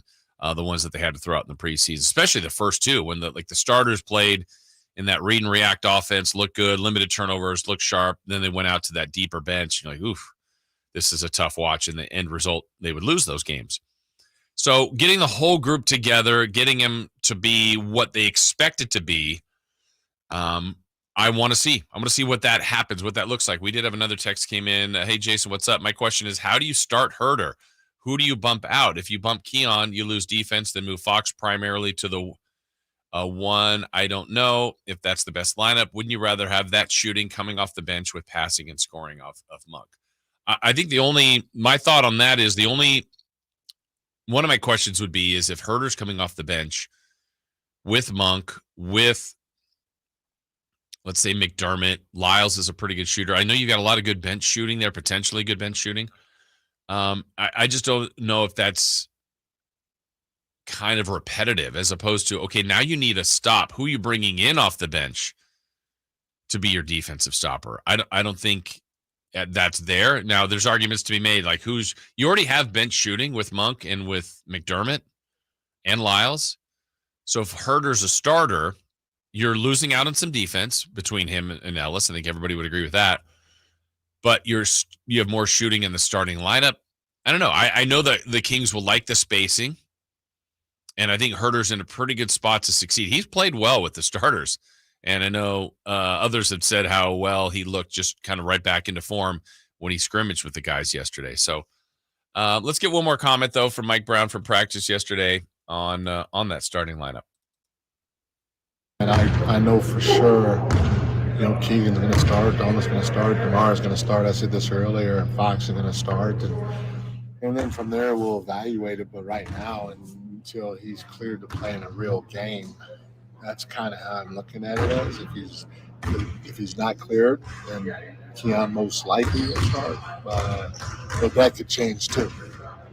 So when I get the green light that he's cleared, we'll make that decision. But I try not to. And it can happen. I'm not going to put myself in a box and say that if a guy gets injured, a new guy steps in, and we run off 10 in a row, and that guy comes back for game 11, I'm going to probably keep it rolling, or something like that. So, you try to think of it as that way, but it's not 100% or set in stone to always happen that specific way. All right, some comments from Mike Brown at practice yesterday, another workout today, and then it starts for real for the Kings tomorrow. We're going to talk about some of these things and some more questions for the upcoming season with the television analyst of your Sacramento Kings, Katie Christensen, will join me when we come back right here on Sacktown Sports. Leading rusher plays here. The handoff to McCaffrey, walks in the end zone. Handoff to McCaffrey, takes it right down to the goal line. He does his thing again. McCaffrey goes in motion right. Backwards pass led by Juszczyk. A block there. Hurdles a man. 10-5. Touchdown! CMC! You can hear all of Christian McCaffrey's touchdowns on your home for 49ers football. Sacktown Sports. Wendy's breakfast burrito has an entire breakfast in every bite. Fresh cracked eggs, seasoned potatoes, American cheese, cheese sauce, and sausage or bacon. So the first bite is like fresh American cheese sauce. And the second bite is like fresh American cheese sauce. Bacon. You get the idea. And now get yours with $1 any size soft drink. Gotta be Wendy's. Limited time only. Price and participation may vary. Not valid in a combo. Exclusions apply. All right. When it comes to getting life insurance for your family, a lot of excuses can get in the way. But ask yourself this. If something were to happen to me, who would pay the mortgage, the kids' education, and the other bills? Then forget the excuses and check out Ethos Life, the online, easy way to get life insurance in 10 minutes. Ethos has rates that you can afford, like a $500,000 policy for a 40-year-old male starting at $1 a day or $30 a month with a few health questions and no medical exam. Get your free quote right now at checkethos.com. That's checkethos.com. Not available in all states. Rates do vary. Sacramento weather is brought to you by Bonnie. I'm Dirk Verdorn in the KCRA 3 Weather Center and expect a mighty fine day today. Temperatures cool this morning, will be warming with daytime highs ranging in the mid to low 80s with winds staying light.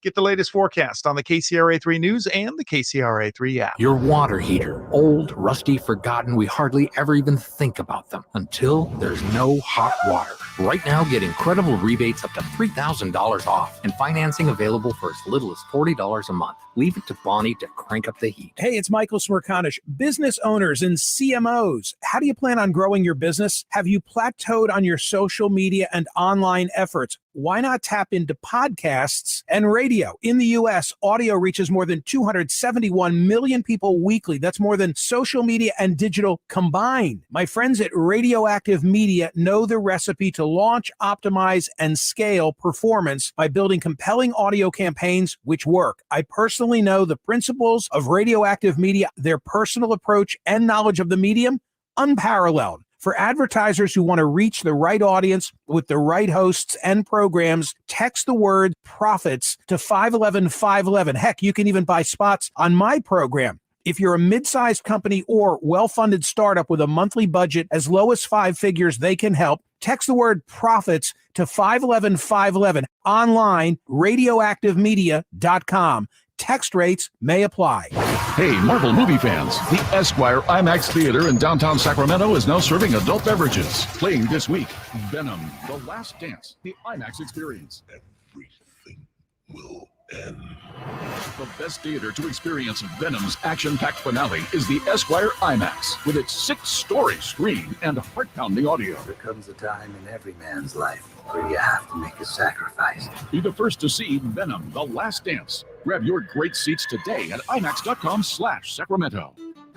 Don't you deserve healthcare you can count on? Well, you can count on United Healthcare with Medicare plans that fit your life today and as your needs change tomorrow. You can enjoy reliable coverage and low out-of-pocket costs with a Medicare Advantage plan from United Healthcare. United Healthcare Medicare Advantage plans. Made for California, trusted everywhere. The Medicare annual enrollment period ends December 7th, so go to uhc.com/Medicare today.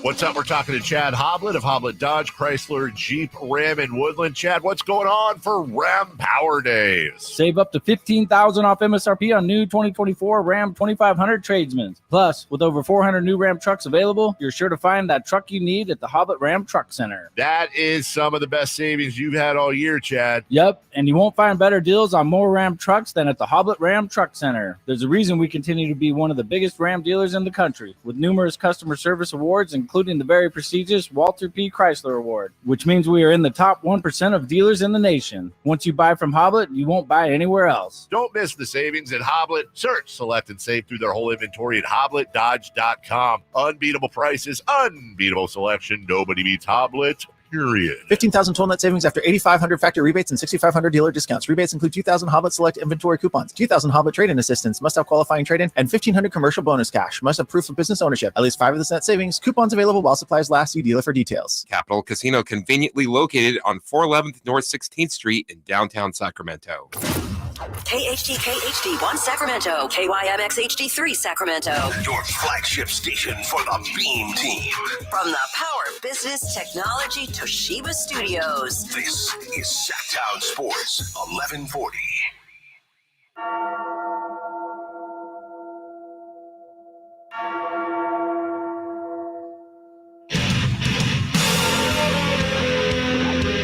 Ladies and gentlemen, we are halfway through the week. Your week!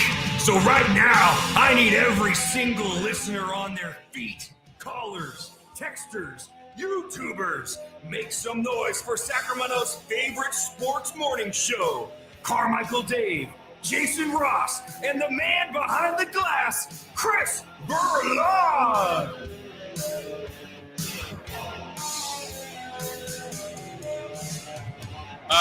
Thank you, Fresh.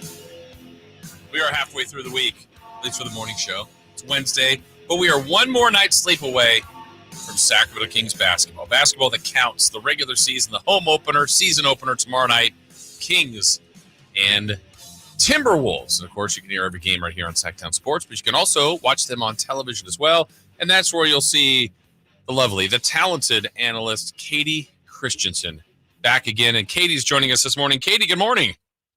Good morning, Jay Ross. Are you ready for this?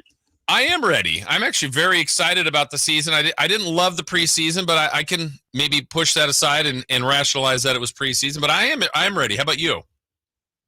I always say this. I will be ready tomorrow night at 7:00. Yeah, that both mentally, physically, the whole shebang. It's interesting because you get one preseason game, which ironically was the very first game, which was a really weird game to call because generally in the first preseason game, not a lot of your main guys play big minutes. And then there was a huge break. And then now you just get kind of thrown right back into it. But I'm excited to see what this team looks like this year. Yeah. So let's start kind of with what you are optimistic about, what you like. I know you were at practice the other day. You've watched this team in the preseason. You called the one game. So as they start, what do you feel like, okay, the Kings can put their hat on this and this will be good? What do you like about what you think you're going to see tomorrow night?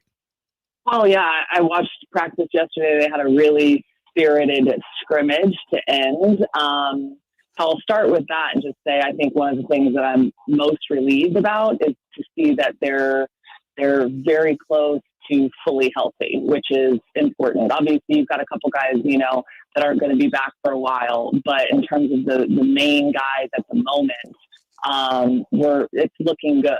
But, I think, watching the preseason from what I was able to see, I think that, the starting five that we saw in that first game, which included Keon Ellis, and I know that that's, likely to probably shift a little bit with Kevin Huerter getting back healthy. I like the fit of DeMar, De'Aaron, and Domas, and it's early. Yeah, it's early, and we'll see how it develops. And I think one thing is very clear: this isn't the type of offense that fits every type of guy. right? The reality of it is I remember as a player, there are some guys that are highly intelligent, read the game well, can read and react, which is very much what this offense is. And there are other players that need structure, that need to run plays, that need, to not have to think the game as much while they're out there doing it. So, I think it's going to be interesting to see DeMar kind of getting into the groove in terms of what this team is about. And it's evident to me that there's still, room that he has to make up, and he's still learning things and he's still learning players. And that is, 100%, expected at this point. But he is a proven player in this league, very intelligent player and a really great teammate. So I like what I'm seeing so far in that aspect. So what would be, before the season starts, it's probably unfair, but just going in, what are some of your concerns then? What are some trouble spots potentially for this team? That's a good question. I mean, I think that everyone's big question mark is about the 2 spot. And I listened to your segment on my way home from dropping the kids off at school, and it's the big question of who's going to be starting at that 2 guard. And I think my main concern there is that with the addition of DeMar, who is a phenomenal scorer, but not really a 3-point threat, doesn't take a high volume, can knock him down, but that's not his game. We know that. I mean, and I kind of love that he knows who he is. And even though the NBA has changed, it hasn't made him less effective in terms of going to his sweet spot in his game. But I kind of feel like you need more shooting in that starting lineup around De'Aaron and Domas and now DeMar, because I fear if you don't have a legit proven 2-point or 3-point scorer at that 2 spot, that it's going to muddy the waters a little bit for those guys. So, I think that Kevin had a rough year last year, but I'm excited to see him coming off of his injury. And if he's able, I think it was more mental in my opinion last year. And so to me, that's kind of a big thing, right? Is finding the rotations and the combinations that work well together. You got a ton of 3-point shooting coming off of the bench. What do you have in that starting lineup? And when you think about it, the style and the games of, 2 of the main guys, DeMar and De'Aaron, you need somebody that is capable of effectively stretching the floor. Yeah, and Huerter certainly can be that guy. We know Malik Monk can be that guy. He's coming off the bench. Speaking of the bench, as we're talking with Katie Christensen, it's always kind of a debate as the year begins. It seems like they're so deep. They got so many different guys to play. And then as the year goes on, coaches generally get to about a 9, maybe 10 player rotation. What's your feel on how many guys Coach Brown may play? And that if it is 9 to 10, there's a couple of talented guys that may be left out of the mix. Yeah, I mean, this is always a fun thing to do before game 1, right? You're like, what is it going to be like in game, 65? What is the rotation going to be like? Who's going to be in? Who's going to kind of be out and fall kind of to the side a little bit? Well, I think last year is a perfect example of you just never know because of injuries. Like if there weren't the injuries that they had last year, we would truly have no idea what Keon Ellis is capable of. And so to me, it's just like one of those things. You have to play the season that is laid out in front of you, and that includes injuries and all of the things. So, I mean, I'm super excited to see Trey Lyles was at practice yesterday. I'm not sure what his status is going to be going into tomorrow. He was active in practice in the scrimmage yesterday, and he was just knocking down threes and playing super confident, super what's the best word for it? Like he was gunning yesterday. And one of the things I don't think a lot of people know about Trey, he runs his mouth, which is phenomenal to me. Like he gets in people's heads. He's vocal. He's confident. And we've seen it a little bit when there's been kind of some some tussles out on the floor. And I think maybe it surprises people a little that Trey will go and get involved. That one with Brooke Lopez a couple of years ago is one that always comes to mind for me. I think that he was really missed last year. He started off the year with an injury. If I remember correctly, it was either like a groin or a hamstring. He missed, a legitimate chunk of time, comes back, and I believe his first game back was maybe Detroit last year. This is really making me have to go back into the memory banks. But then he had another injury, so he never got he was always coming back from something last year. I want to see him healthy and what he can provide, because I think he's so key in that second unit. Because it allows them to play multiple different styles of basketball. You can put him at the 5 and go small ball. He can be that stretch 4. He's a highly intelligent, defender. He's obviously not a leaper. He's not an above the rim guy, but he is such a good team concept defender that no matter what position he is put in, whether it's the 4 or the 5, you can really have a lot of versatility with him on the floor. So that second unit, to me, I feel like they have a lot of strengths. It's about being healthy and seeing like some of the new guys, Doug McDermott, getting my eyes on him for the first time yesterday, and with the Kings, obviously very familiar with him, in his career. But man, just such a great pickup. I love that pickup for our second unit. Smart guy, really fits in well, shoots the ball well. They look for him. They know how to get him to his spot. He is not shy. He knows his role. And then, Malik Monk, I know that's a big question mark for people. Should he be in that starting 5? Mike has had him coming off of the bench in the preseason. And that was kind of a big topic during free agency for him. Like, it's important for him to start. But I think that, how you look at it is his role in terms of how he runs that second unit and makes them really competitive. I think it's important. And no matter what, I would be shocked, Jason, if he's not closing out games every single time. Yeah. Speaking of closing out games, one thing I'm anxious to see, Katie, they've got 2 players that have proven the last couple of years since this Clutch Award has been around that De'Aaron Fox won it. DeMar DeRozan's been in the running. So there's going to be a game that you're on the call for, and it's closing seconds. Kings are either tied with the lead or down 1 or 2 and need a big basket. They've got good options there. I'm anxious to see how that plays out, maybe the first time or a couple times this year, whether they go to Fox, DeRozan, or even someone else on that roster, because they've got 2 of the better clutch players in the league.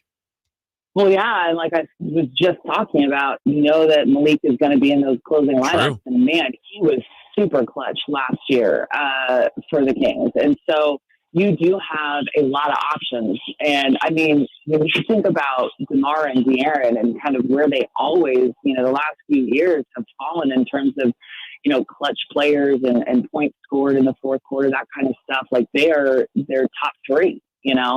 And they're now on the same team. So what that allows you to do is it takes so much pressure off of you offensively, because you've got 2 proven guys that have a ton of confidence in those moments. And now what it does to defenses is just, it destroys them, because they have to focus on 2, if not 3 guys in the league that are completely capable of owning those moments. So, I don't know how many close games we're going to be in. I would love to believe that it's going to be a 10-point game every time and we're not going to have the stress, but that's not how this league works. You know better. So I am excited. I am really excited to kind of see, how this all pans out, and how they have to get into a groove, and they have to trust each other, and they have to be willing to also, in those moments, make the best play, not force the play because you're the guy type thing. Last thing for you, Katie, we do appreciate your time this morning and look forward to you on the call all season long for the Kings. They get the T-Wolves. It opens tomorrow officially. I know they got started last night with a loss. I think this is going to be a good team. They were a good team a year ago. Little changes moving out from Karl Anthony Towns and adding Randall and DiVincenzo, but this has been a good defensive team, a team the Kings actually played pretty well last year. What are your thoughts leading into tomorrow night's matchup for the home and season opener for the Kings? They played them incredibly well last year. I mean, this was a team that was one of the top teams in the West, and the Kings just had their number matchup-wise. But I have no idea what to expect because of the changes. Julius Randle has been a player that the Kings have just struggled against because of his style of play. He is more in terms of, likening him to another player. It's kind of like the Zion Williamson, like just the big, strong, bully ball type of guys. And the Kings have not fared well against that in the past. So that's the big question mark for me is kind of how they're going to match up, how they're going to handle that matchup. And then, the next game, it's LeBron James. So very much the same, the same situation in terms of handling guys that physically are just very dominating, and you don't really have someone that matches up perfectly with them. So it's going to be a team kind of thing. But I think the one thing the Kings kind of have on their side in opening night against them is that's a big change, bringing Randall in. And so they haven't quite figured it out yet, kind of like we probably haven't quite figured it out with DeMar yet. So, you've got to take advantage of the spots where you can, and getting them early before they're clicking, probably not a terrible thing. Yeah. Well, it all starts for real tomorrow. The grind, the journey, however it's looked at, is probably both for everyone. We know it's a busy year ahead for you, Katie. Thank you so much for taking some time out today, and we look forward to seeing you out at the arena tomorrow. All right, you guys, enjoy opening night tomorrow. Huh? Yes, we will. Thank you, Katie. All right. All right, that's Kings television analyst Katie Christensen joining us. You can look forward to hearing Katie every week with us. We always appreciate her thoughts and insight, and it's here tomorrow night, the opener. We're going to talk more about that as the Kings get the Timberwolves. Katie shared her thoughts on that. She's right. I mean, look, Minnesota, it's not a huge transformation, but it's enough. I mean, you go from Towns, who's been kind of that anchor piece of that team, to Randall, who will be very good there. It's just it takes some time to incorporate it. DiVincenzo and just the getting everybody on the same page. Are the Kings getting him at the right time? We'll kind of talk about that opener. We'll do that next. The Sacramento Kings open their season this Thursday against Anthony Edwards and the Minnesota Timberwolves. Tip at 7 p.m. Fans on their feet. Listen to every Kings game all season long. On your home of the Sacramento Kings. Sacktown Sports 1140. When it comes to fighting for families and protecting kids, no one works harder than our Assemblyman, Josh Hoover. A member of the Bipartisan Problem Solvers Caucus, Hoover has worked across party lines and proposed tougher penalties for fentanyl crimes, stricter sentences for drug trafficking near schools, and RILA's law to make sure anyone who abuses a child is held accountable. A former school board member, Josh has fought to support school police officers, prohibit homeless encampments near schools, and increase funding for school facilities. Josh Hoover knows that families have been paying more for everything from gas and groceries to utilities and insurance. In the Assembly, Josh is working to provide relief to families, reduce the cost of housing, and stop Gavin Newsom from raising gas prices even more next year. Josh Hoover is making a difference for our families, our community, and our future. Our voice, our Assemblyman, Josh Hoover. Paid for by Hoover for Assembly 2024.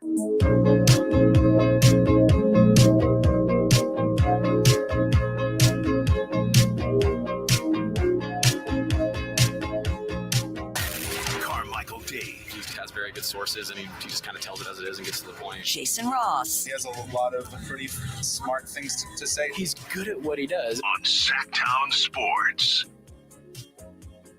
Keon Ellis down to 3 in the clock. Sabonis going strong. Off the dribble. Hammers it over Rudy Gobert. He put a facial on Rudy that time, and that got Kings fans excited. Many of them popped up out of their seats. Domas now with 17 points. That was a terrific rip on the part of Sabonis. And the off arm may have caught Gobert right flush in the face.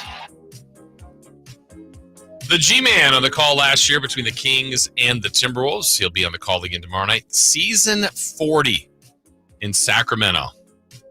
Man, where's the time gone, Chris? I mean, it was, season 1 and 2. Unbelievable. Can you believe this? Who would have thought that we would have gotten to season 40 after last season's 39? I know. They all add up. I honestly do remember very well celebrating the 20th season of Sacramento Kings basketball. I remember it very well. Isn't that what the poster is outside? Yes. Yeah. Wow. I'm like, how old was I then? 20. Yeah. It's very easy. Yes, exactly. Just to backtrack. But that was like one of the last year. That's the funny joke that I say to people. This was Nick Cattles asked me, what's a good bar to go watch the Kings game? I'm like, I don't know. I've never been good when I was 21. Yeah. 1 year, right? 2 years ago.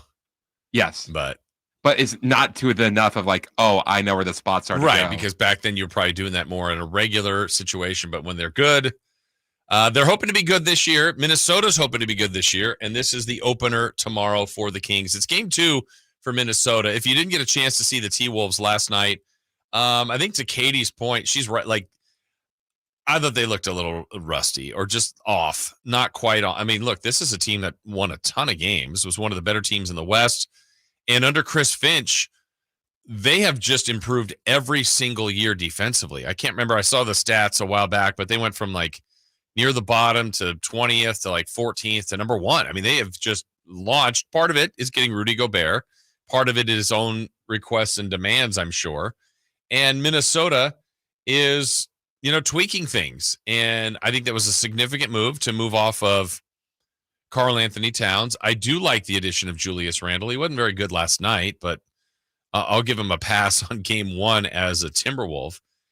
And the one thing about last night, like when he wasn't scoring, especially from the starters, I mean, Gobert's not a high-level scorer. McDaniels is in there for his defense. Conley can score, but he had 5. So let me give you the box score from their lineup last night. Edwards was great. That's going to be their number 1 scorer. That's no surprise. 27 points. Randall at 16. I think that number is going to go higher than that. McDaniels didn't play a ton of minutes. He was in foul trouble. He had 6 points. Gobert had 13. And Conley had 5. And they went to their bench quite a bit. DiVincenzo is going to be a nice scorer for them. He had 10. Nickeil Alexander-Walker off the bench had 14. Naz Reid had 12. Joe Ingles also played.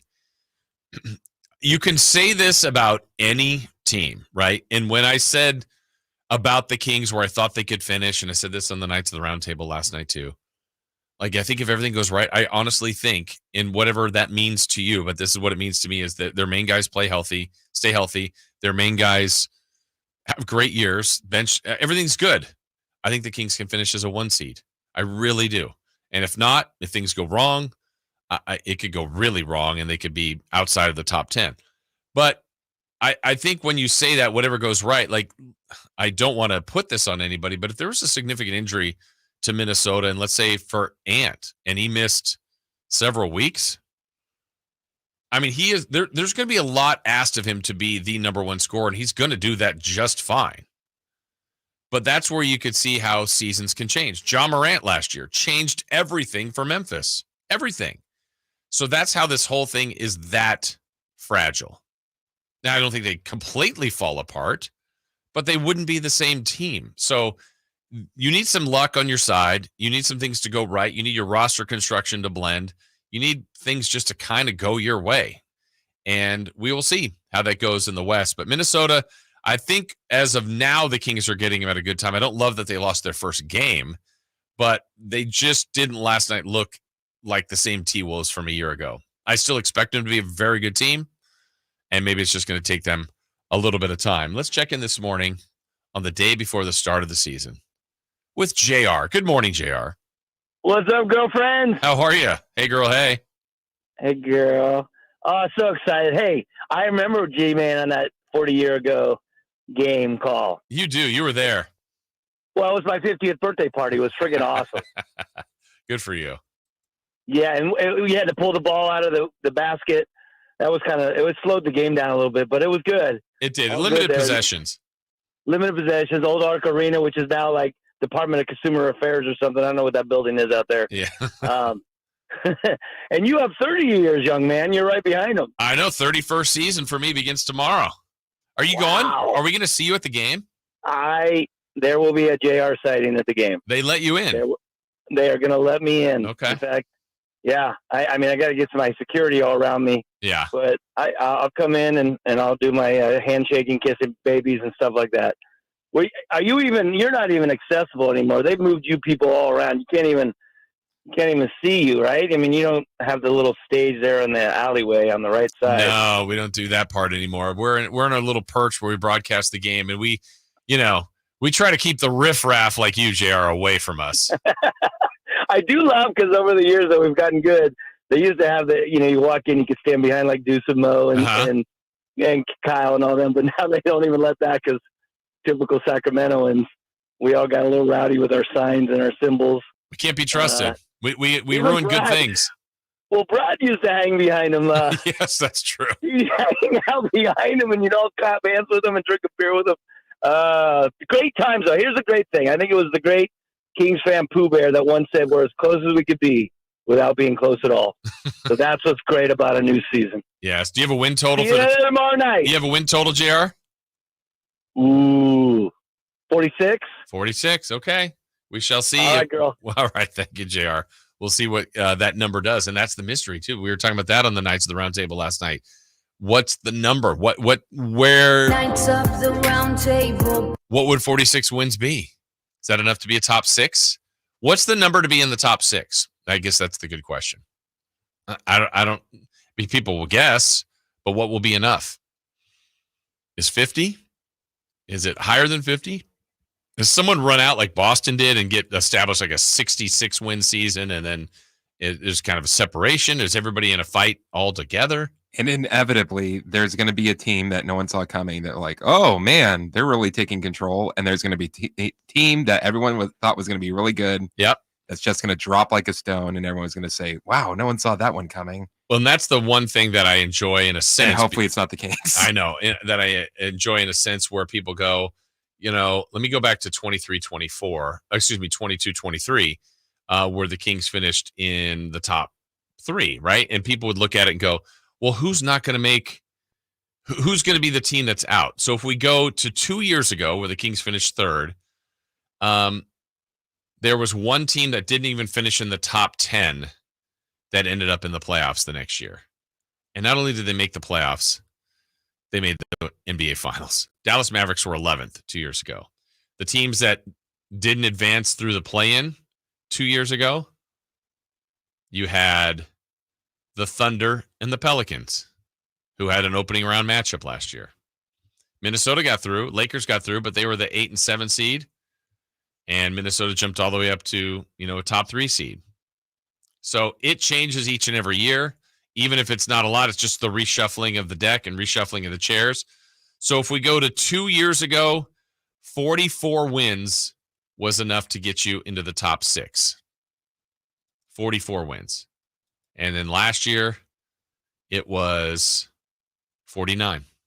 So you just don't know what that number will be. All right, for us, we still have who's hot and who's not to get to. But next, we've got 4 down territory. Jump back into the NFL. Also, Emil Fragoso will join us at 9 o'clock. We'll get the very latest on the 49ers with our Sacktown Sports 49ers Insider. But next, 4 down territory.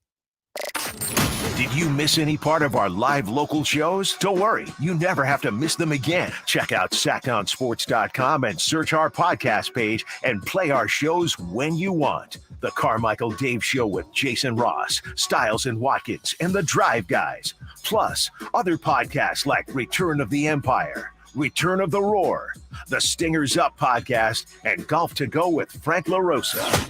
They're all available right now on SacktownSports.com. Sacramento weather is brought to you by Elk Grove Honda. I'm Dirk Verdorn in the KCRA 3 Weather Center and expect a mighty fine day today. Temperatures cool this morning, will be warming with daytime highs ranging in the mid to low 80s with winds staying light.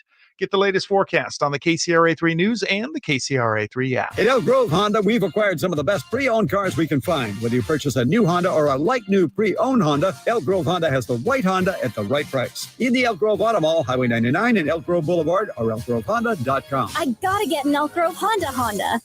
Don't miss the action as the Kings tip off their 40th season in Sacramento.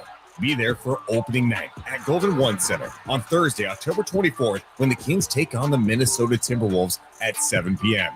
Tickets for all games are on sale now, so be sure to get yours to see De'Aaron Fox, Domantas Sabonis, new addition DeMar DeRozan, and all of your Sacramento Kings take the court. Head to kings.com/tickets to secure your seat for the action. Don't let summer energy slip away. Live the active life you love year-round with a personally fit arch support system from the Good Feet store. Precision engineered to support all 4 arches. Good Feet puts your feet in a more ideal, comfortable, and pain-free position. And Good Feet arch supports are now HSA and FSA eligible. Book a free fitting at goodfeet.com or come in and get a free pair of OS First Performance socks. Free. Normally a $25 value at the Good Feet store. Get in on the action at Sky River Casino in Elk Grove. With over 80 table games, more than 2,100 slot machines, and a thrilling high-limit room, you'll enjoy a casino experience on a whole new level. Visit skyriver.com today. Gambling problem? Call 1-800-GAMBLER. Don't miss Stoney's Rockin' Rodeo's Halloween bashes this weekend. That's right, Stoney has Halloween costume contests each night, including Sexiest, Scariest, and Best, and a superhero/villain contest this Sunday night. Winners get a dash for cash on the dance floor, free late-night food, country dancing, and Halloween fun all weekend long. I'll see you on the dance floor.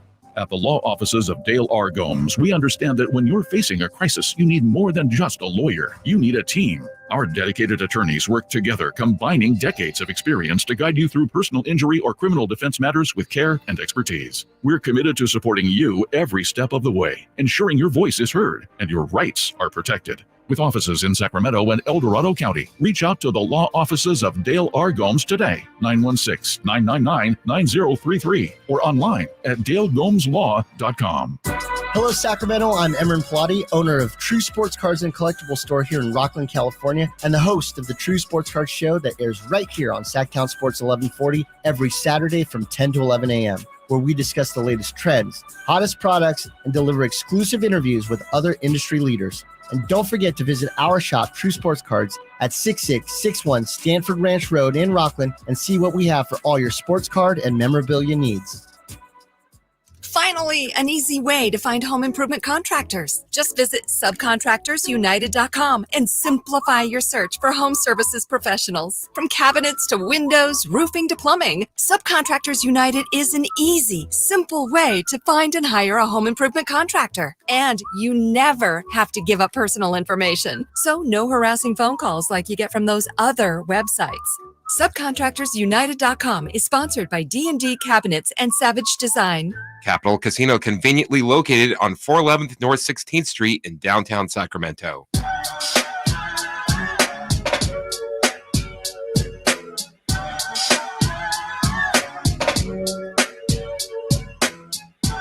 The Carmichael Dave Show with Jason Ross. Call or text at 916-339-1140. On Sacktown Sports.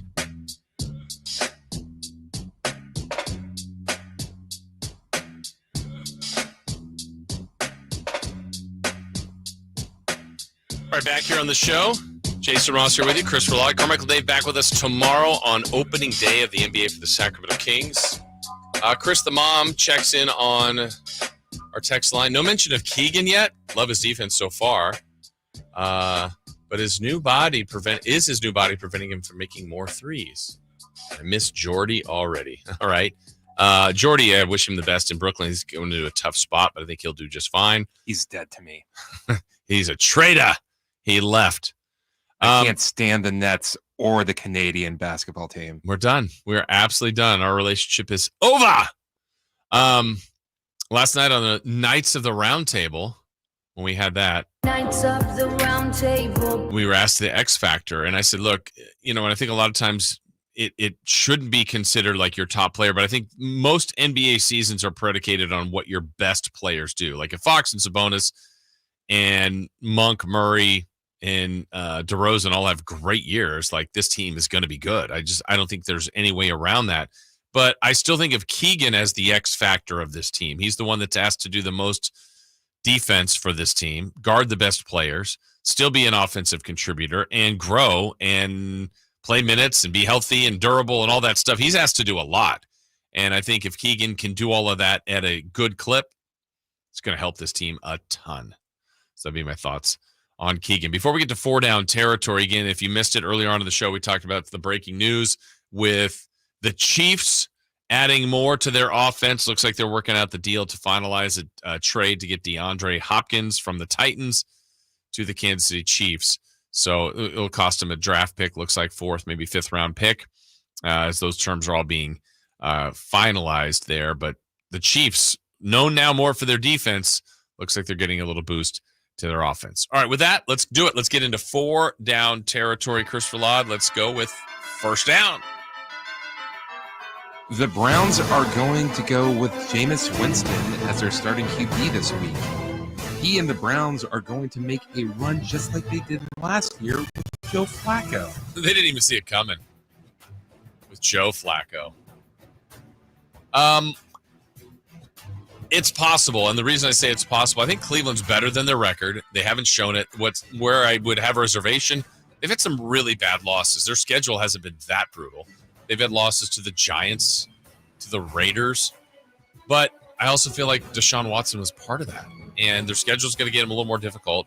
But if Jameis Winston, who, obviously had some moments in his career, but hasn't proven lately to do enough to stay on the field, but if he can limit the mistakes, which hasn't been an area of strength for him, but if he can do the things Deshaun Watson wasn't doing, I think there's enough there for them to get right. I know they got felt like an emotional boost last week with Nick Chubb coming back, but they keep losing close games. The last 2 games they've lost by a total of about 10 points to the Eagles and the Bengals.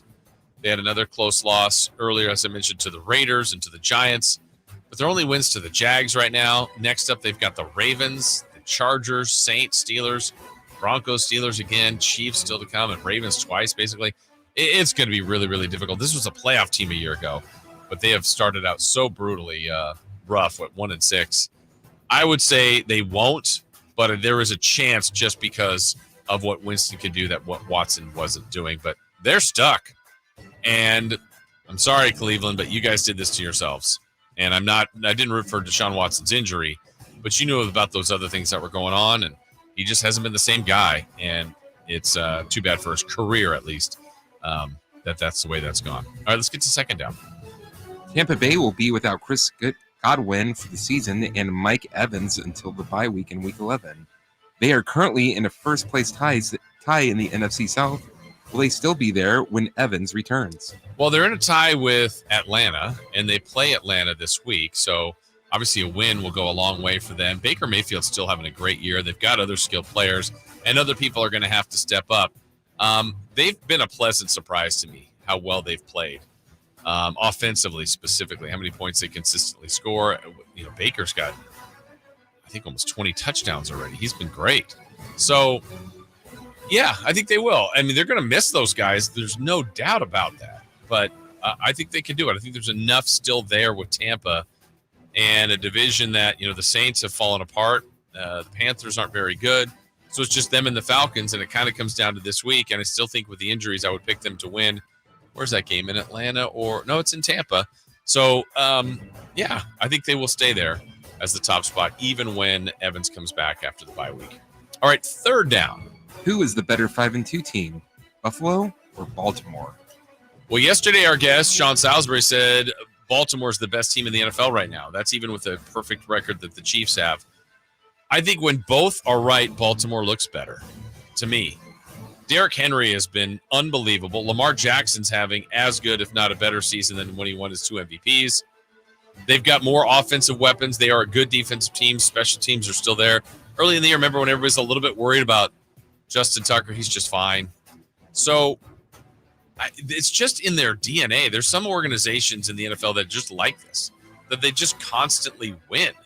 And part of it is the quarterback head coach combo, and they've got a great one in Harbaugh and Lamar Jackson. And so they believe every week they can win. They don't, but they believe every week they can. And I think most people believe they will win most games they play. I mean, it's tough to pick against the Ravens. It's tough to pick teams like the Chiefs. The Bills are kind of like that, but I feel like of the teams, the Bills still do things where you go, what's going on there? And Josh Allen, every once in a while, will still have one of those moments or games where you're like, man, what's up with him? So I think when I look at them, I look at the Ravens as a more consistently competitive, highly competitive, high-level playing team than the Buffalo Bills. So if I'm picking a better 5-2 team, give me the Baltimore Ravens over Buffalo. All right, fourth down. Who's a better 5-2 team, Pittsburgh or Houston? All right, so Pittsburgh's been a surprise as far as their record. We knew, though, Dave and I talked about this before the season started, like Pittsburgh was going to have to get off to a quick start. And when they elected to go with Fields, I was a little bit surprised. Oh, they were going to go with Wilson. Then Wilson had the injury, so then they went with Fields.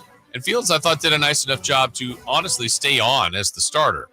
Mike Tomlin makes the switch, and Pittsburgh's offense has their best first half, their season-high total overall, and they just looked really, really strong on Sunday night. So that was good for them. Their defense is always going to be unbelievable. Good special teams. Boswell's a good kicker. And then you get to Houston, which was a playoff team last year that surprised a little bit. Has more to bring back this year. Has dealt with some injuries. Still has them with guys being out in Nico Collins. And then they had, part of the running game out. But now that's come back. And it's looked so much better. And I know they lost this last week. So Houston versus Pittsburgh, I think this is a long answer to get to. Pittsburgh for me is the better 5-2 team. But that I feel less strongly about than I did with the Ravens over the Bills. So that one could fluctuate and change. But if I'm picking today, I'll still go with Pittsburgh. And I just want to see how Pittsburgh continues. They're now getting into the meat of their difficult schedule. We'll see if Russell Wilson, who did play well on Sunday, can kind of handle that. So there you go. There is 4 down territory. When we come back, a reminder coming up at 9, our next guest, Emil Fragoso, will join us as he's our Sacktown Sports 49ers insider. We get the latest on what we can expect from the 49ers this week on that big matchup Sunday night against the Cowboys. But up next, who's hot and who's not? That is coming up.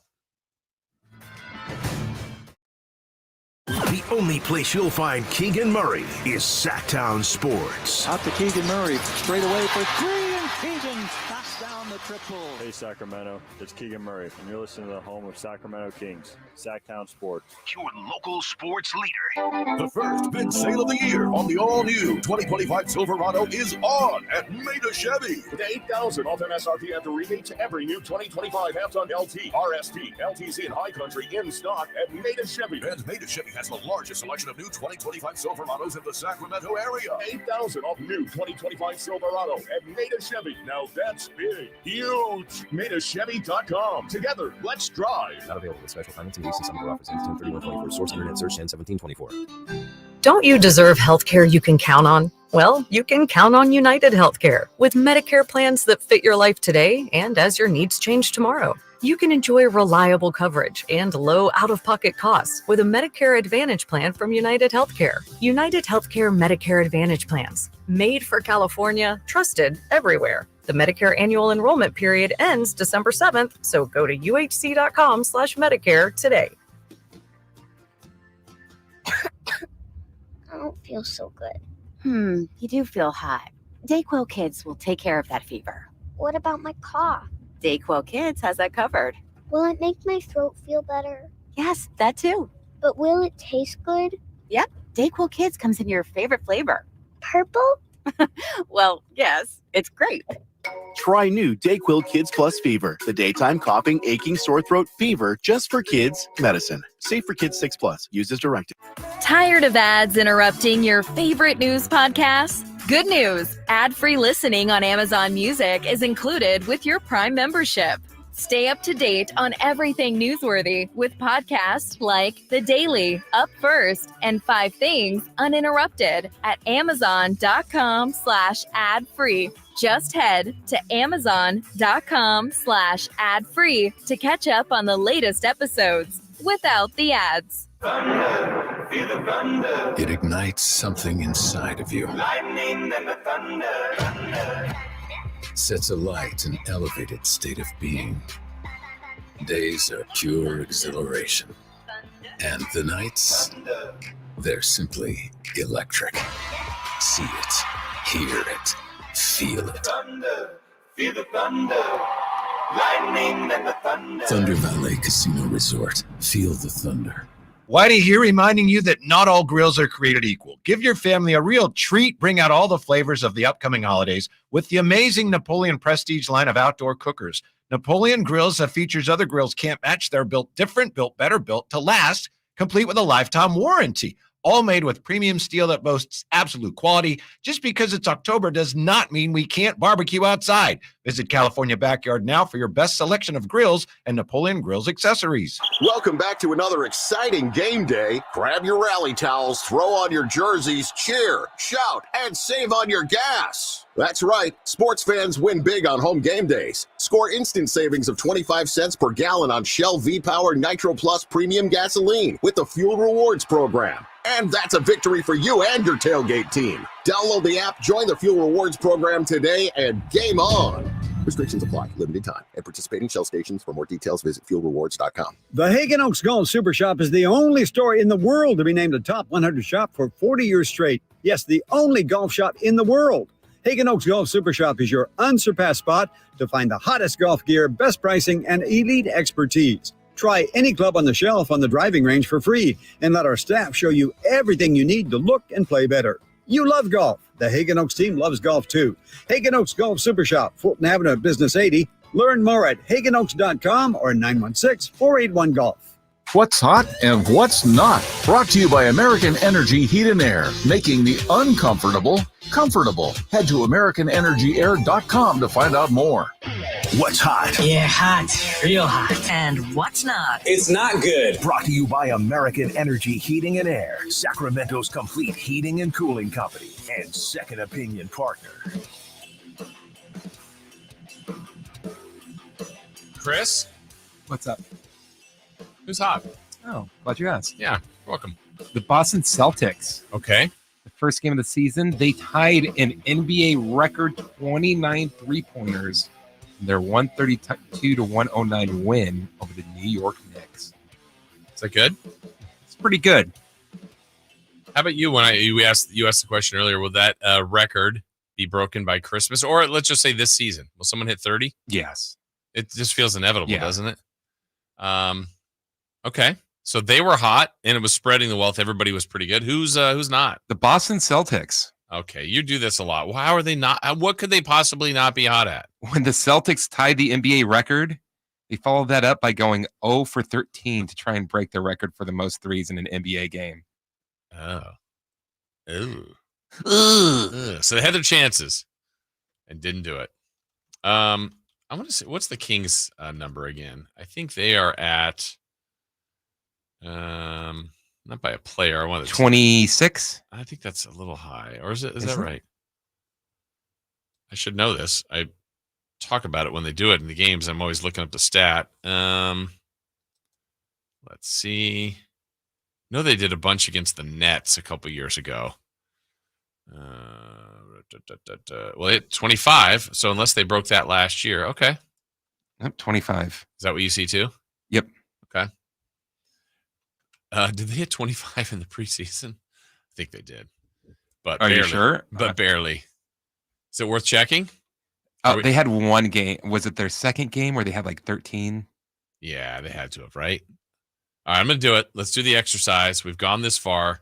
What's your number before? What's our game? I'm going to go in 5 games. I think they had a double-digit 3 game. I'm going to go with 31. I'm going to say 27. 27. All right, let's do this together. We'll go game by game, Chris. First game against the Golden State Warriors. The Kings hit 7 3-pointers. So we're at 7. What was your number? 27. 27, and I had 31. Okay. So we're at 7. Let's add to that 7 in preseason game number 2. The Sacramento Kings connected on 13. That was their big one. 3-pointers. So that's 20. We're already at 20. We're cooking. Now let's go to game number 3. The awful performance against they have like 3 Blazers. 3. Come on. They shot 18%. They made 5. So now we're at 25. I think I'm going to be low. We only need, 2 more for you? Against the Jazz, they shot, 26%, but made 10. So what's that, 35? Yep. All right. And then the last one, still, the Celtics at 29 in one game. The Kings so far in 4 have hit 35. And then the last preseason game, the bad one to the Clippers. Oh, they're shooting them. They just shot 26%. They made 12. So what's that, 47? All right. I think they shot 25% preseason. Yeah, it was awful. It was awful. But I think they're going to break that mark of 25 at some point this year. They better. Yeah. I think, all right, here's another Kings question that we can ask. Who will hit? Yeah, I think this would get a variety of different answers. Who will have the highest 3-point makes, the most makes in a game this year?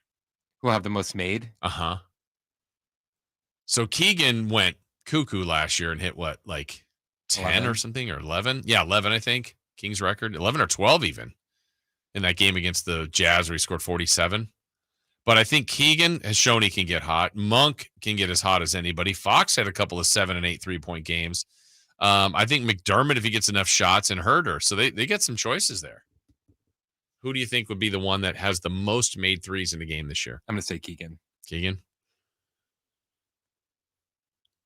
The most stunning would be if it's like DeRozan. DeRozan or Sabonis. They want DeRozan to take more and Sabonis to take more. Hopefully those guys are just efficient.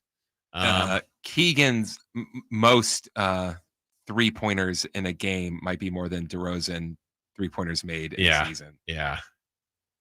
I remember that was one of the games where when it ended, I mean, I think everybody was just stunned. And a lot of times when I get home from the game will be on replay on NBC Sports California. And I'm like, oh, it was by the time before I'm trying to go to bed, I'm still amped and wired from that game by Keegan. I had to watch because I think at the time I go, oh, Keegan's only got like 12 points right now. I go, he ends with, and it was maybe mid to late second quarter. I'm like, he ends with 47. And then he just started getting crazy hot. And it was fun to watch. And just Keegan. I mean, the place was just escalating on their Murrays. I happened to be at a Christmas party that night. Uh-huh. And it was one of those things of it's on in the background. And so you're kind of paying attention, kind of not. And then just organically, as he started getting hot, everyone just started turning their heads towards the TV. And every three was just like, oh my God. Let's see. I got this from last year. Let's relive this a little bit. It started about here.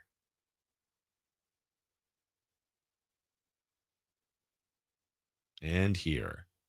There's Keegan now at the right edge of the paint. Cross-court feed goes to Ellis. Attacks the baseline. Dumps it out. Keegan resets. Reloads. He fires. He scores another one. Keegan Murray is now 4 of 5 from downtown. He's got 6. There's Keegan, open right wing. He's got another 3-pointer. It's the 6th one he's made tonight in 7 attempts. He's got 24. Huerter gives to a trailing Sabonis. 2 left-hand dribbles. Now to Keegan. Going for another triple. Man, is he feeling it. He has just knocked down his 8th 3-pointer of the night. Here's Sabonis looking for a seam. Gives to Keegan. He checked. 3 on the way. He's got a new career scoring high. He's also got a career high in triples made in a game. It's his 9th. And after a 13-point second quarter, he's got 14 in the third. 86-66. Teardrop floater. Done. Good for 2 points to make it 86-68. Crowd still buzzing. Keegan, quick catch, quick strike. There's another one up in the lights and in the well. 10 3-pointers made. Keegan Murray putting on an all-time scoring exhibition tonight. Has 36 points for Sacramento. 80. Davion Mitchell lets the ball roll to Keegan, or to Malik Monk. Now over on the wing to Keegan. Keegan steps back. He just knocked down his 12th 3-pointer, a Kings franchise record. He's got 45 points. Here's a desperate heave from midcourt by Taylor Horton-Tucker that's off target. And the third quarter comes to conclusion with Keegan Murray having scored 26 points in the last 12 minutes. He had 13 in the previous quarter. He has 45 in the game. That's the most prolific scoring night by any King this season. And he's now 12 of 13 from downtown. and he's within 2 of the NBA's all-time three-point record. Inside 3 minutes to go, give and go, run to the rack. Keegan scores it. I thought he was on the bench. He's up to 47. Didn't mean to short you, number 13. So he has now equaled Mitch Richmond among the Sac era highest scoring games at 47 points. Unbelievable night. I'm looking back at the box score, Chris. 16 of 23. 12 of 15 from 3. So he made 12 threes. Missed a free throw, 3 of 4. Did have 8 rebounds, 2 assists, 2 steals, no turnovers, 47 points. And when he was on the floor, the Kings were plus 33. I mean, that one honestly came out of nowhere. Like, Keegan is a gifted scorer, can score, but I would not have thought that of all the players in the roster, Keegan would have the high scoring game last year. Fox hasn't hit 50 yet, though. I think it's coming. I think he can do it. Sabonis, DeRozan, Monk. Monk had that big game in LA a couple years ago against the Clippers, the game that was historically amazing. But that's the beauty of this. On a night like at the time, the Kings are 14-9, the Jazz are 9-16. And they're probably going there thinking, all right, I hope the Kings can win. They're probably favored. They should win. They're at home. Let's see what happens. And you see something historical like that. That's the beauty of the NBA. You just don't know what you're going to see on a nightly basis. It all gets started tomorrow. We'll talk more about that coming up in our final hour. When we return, though, we've got more to get to here, including what to watch. We'll reset some of the top stories of the day, more on the Kings and T-Wolves in that opener. We'll close out the next hour with crosstalk with Styles and Watkins. But when we come back, it's Niners at 9. Sacktown Sports 49ers insider Emil Fragoso will join us. Who will fill in with now the injuries to, well, several players, but certainly the big one to Brandon Ayuk, the Cowboys matchup this weekend, and so much more we'll discuss with our Niners insider Emil Fragoso. That when we come back here on Sacktown Sports. On the move? Got somewhere to be? Take Sacramento Kings basketball with you. The Sacktown Sports app will let you stay connected to your passion. Never miss a moment of Sacramento Kings basketball with the Sacktown Sports app. We all hear the radio ads about the IRS. They tell you to be afraid, to be scared, and they try to frighten you into calling. I'm not here to do that. Tax Relief Advocates is different. TRA is here to tell you that if you owe money to the IRS, whether it's $5,000, $50,000, or $500,000, we have a solution. It doesn't matter if you're sitting in your car, at work, or with your kids. No matter where you are, call now. 800-583-5795. Don't lose hope. TRA can eliminate or reduce what you owe to the IRS. Generous programs are now available that can give you a fresh start. Our passion is taxes and helping individuals fix their IRS problems. We have over 1,000 5-star reviews on Google and an A+ with the Better Business Bureau. You don't need to be afraid of the IRS any longer. End your tax nightmare today by visiting us online at TRA.com or call 800-583-5795. That's 800-583-5795. Tax Relief Advocates. Real solutions for real people. Get ready for an incredible night as the iconic Little River Band hits the stage at the Nugget Casino Resort Grand Ballroom.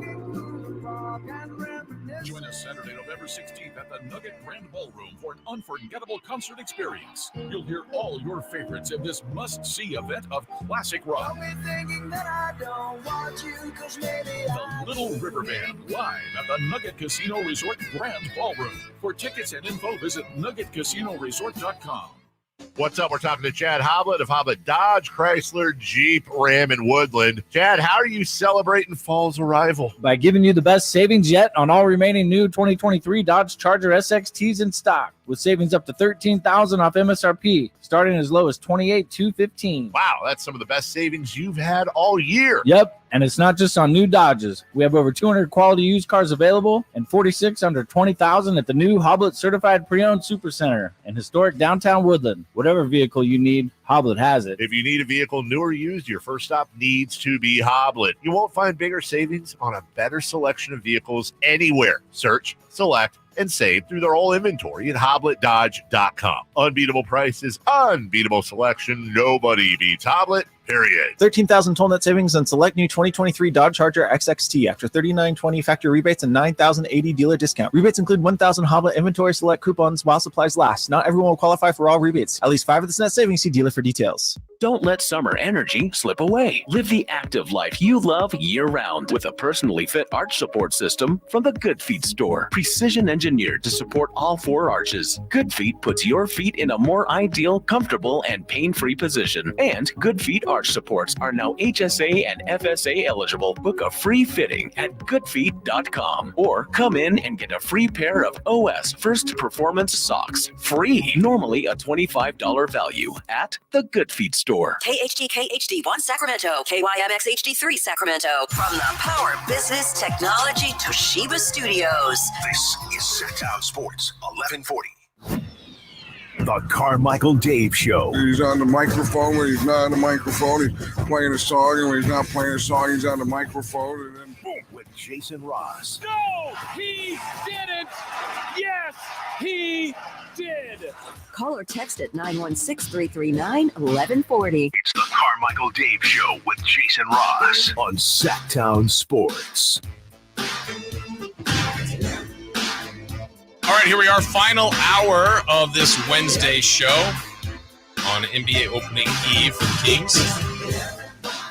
But it is 9 o'clock. We get to Niners at 9 here. Our Sacktown Sports 49ers insider, Emil Fergo. So there he is. Emil joining us here. Good morning, Emil. Good morning, Jason Ross. Good morning, Chris Verlad. How are you? I'm good. You know, it should be a more peaceful show without Carmichael Dave on the airwaves with us. So we'll see how this goes. What are you suggesting, Emil? I don't know. Again, Dave had a bit more hyperbole, I think, than you do, Mr. Jason Ross. A little more sky is falling, I would say, after the 49ers Week 7 KFC loss. So we'll see how this goes. Well, I mean, I don't want to say how is it not falling. That was a pretty rough weekend. If we look at them playing the Chiefs, I expected a better performance. I understand why it kind of went the way it did, some injuries and different receivers. That's all part of it. But I know Kyle Shanahan was very frustrated and disappointed. In his words, got their asses kicked, and he's not wrong. But let's start with the biggest storyline from there, Emil, the injury, which was so unfortunate and brutal to Brandon Ayuk. How does this team recover from that? Yeah, it's a tough loss for a team that was already pretty top heavy and a team that had already had so many injuries both on offense and on defense. But to lose Brandon Ayuk not only to a torn ACL would be one thing because he'd be back for a clean, successful 2025 season. To lose him and to have multiple ligament injuries to both his ACL and his MCL is completely devastating. But on the flip side, it's why players hold out. It's why they have these elongated contract standoffs because they have to get financially compensated. It's not like the NBA where you see guys get fully guaranteed deals. The Niners and these players, they worked their tail off. They played over 60 games in the last 3 seasons. And, eventually, the injury bug comes back around, especially with this team. And so for Ayuk, it's unfortunate that happened on just one play, and it was kind of it. But for the Niners, they do have weapons to replace him, or at least try to duplicate the production in Ricky Pearsall and Jacob Cowing, the rookies, as well as Deebo Samuel when he does come back from his flu-like illness, as well as Juwan Jennings, who should be back this week from the hip injury. If not this week, will be after the bye. How about Deebo? I know that was just a bizarre situation where he's going to try to go. Then we learn fluid in the lungs. Wait, he's got pneumonia. He's in the hospital. Yeah. So he's been released since. What's his status? Yeah, Deebo Samuel was discharged from the hospital the other day, and everything seems to be much better. He put out a statement on Instagram saying, "All good. Thank you guys for checking in." There are reports and rumors going around that he could potentially play this weekend. We'll see how he responds in his first day of practice. I would expect him to be back, not at practice today in a limited fashion, at least tomorrow in a limited fashion. Again, it's really scary for a guy who out of nowhere just gets this illness. And I know I when I got there on Sunday, I had noticed a player out in the field initially early, and usually the first player out in the field for the 49ers during warmups is Dominic Pooney, their rookie right guard. But this time around, it looked like it was Deebo Samuel, and he was hovering around the 50-yard line for a good 20 minutes, just kind of feeling out his body, testing out what he was feeling, and then he did not come out for warm-ups with the rest of the team. When he walked past me initially, he looked kind of ghostly, actually, sweating profusely. And I wasn't sure if it was more so, did he get an IV? It's high. He's an athlete. You just never know with these guys. But once you kind of saw him kind of laboring around, and then the report came out that he was sick, I was like, okay, you connect one dot to two. And, thankfully the Niners training staff is as, elite as it is. And they were able to find that fluid in his lungs and, send him to the hospital in time. So the disease did not get worse. They caught it early. And so he was able to get fluids, able to get a health check, and everything seems to be good, at least from a health perspective there. And he should be able to play this week, if not after the bye. Yeah, because bye week's after this Cowboy game. We'll get into that coming up too. I want to jump back really quickly to Ayuk. You'd mentioned the 2 tears there. Like, is there full expectation that, with the long rehab and all the recovery, that he'll be good for next season? It's possible. It absolutely is possible. It's not great that it's in the middle of the season rather than the start of the season, obviously, in terms of being ready for a full 2025 season. The tricky thing will be because Ayuk hasn't had surgery yet. They're actually waiting it out right now. There was an image of Ayuk at his house kind of getting treated by Niners medical staff. They're waiting for the swelling to go down in his torn ACL right now before they can have surgery. And then they have to go in there and figure out in his knee what else is damaged, because Kyle Shanahan did indicate that it's also the MCL sprain. There could be other ligament damage. Again, we all saw the video. We all saw the image that was taken. It was a very gnarly injury that happened to Ayuk's knee and basically got crushed inward. And so a lot of different variables are at play here. It's hopeful it is just the ACL and the MCL. And if it's just that, he can make a full recovery for 2025. But until we know the extent of the damage, putting it at the start of the season is in question. How much do you weigh, Emil, the Brock Purdy performance on it being down to receiver 4, 5, and 6 in the game? Obviously, it has an impact, but how much of a factor was that? It was definitely a factor, but Brock even admitted himself he had one of his worst games. And if not one of his worst games in the NFL, his worst game since definitely Christmas Day against the Ravens last season, where he threw 4 interceptions. And a lot of those picks were wonky, tip balls, and the Ravens were just sending these blitz packages that were just all over the place. This game was different. The Niners could have won this game. And I think they all can agree with it. The Chiefs did not play their best. The Chiefs started out really sluggish as well, too, with the Niners. It was 3-0 Niners after the first quarter, and then things just kind of got away because the Niners offense at one point had 1 first down, and that was from a penalty in the first half. They finished the game 2 for 11 on 3rd down. You're not going to win a lot of football games like that. They couldn't get drives going together. Brock Purdy had just kind of seemed off his timing all day. Again, that throw to Ronnie Bell on the outside, I initially thought it was on Ronnie Bell because of the mishaps he's had in that offense in previous months and years. It was not. It was on Brock Purdy. He threw at the wrong depth. Ronnie had the right cut. And so, yes, it's not being on the same page with your young wide receivers, and that includes Ricky Pearsall, Jacob Cowing, but there's also throws that Brock missed. Again, that deep shot to George Kittle was behind him. If it was in front of him or in rhythm, it could have been a touchdown potentially for George. So it was one of Brock's worst days at the office, and I will admit that wholeheartedly for a guy who I think is absolutely an above-average quarterback and can win a Super Bowl for this team. But again, he had an off day against a Chiefs team that's the Niners' proverbial boogeyman. And that's kind of where we're at right now, is that the Niners cannot get over this hump. And talking to them at the podium and seeing how they were coming out of the locker room, it was a very dejected franchise, and one that, kind of, are we ever going to get this monkey off our back? And I just don't know. Another area that continues to happen to this team is special teams. I mean, blunders, big returns, missed extra points. In this case, a hideous onside kick that, was late in the game. I mean, it may not have mattered much anyway. Let's forget that one. Yeah, that was like an air ball. I mean, that was crazy. You could have a fan do that better, but okay. You're right. But let's get to those returns, and I think they're proving to really burn them. I think they're 30 and 32nd in return game for punts and kick returns. So it's a factor in the game. It's an element of the game that they're missing out on. How much do they need work on this, and how much is this hurting this team? It's hurting the Niners significantly because it's kind of like with these special teams woes and these blunders, it's kind of like they'll take one step forward and 2 steps back every single week. They'll have one good series where they have a great stop on special teams. And then the next series, it's 60-yard return.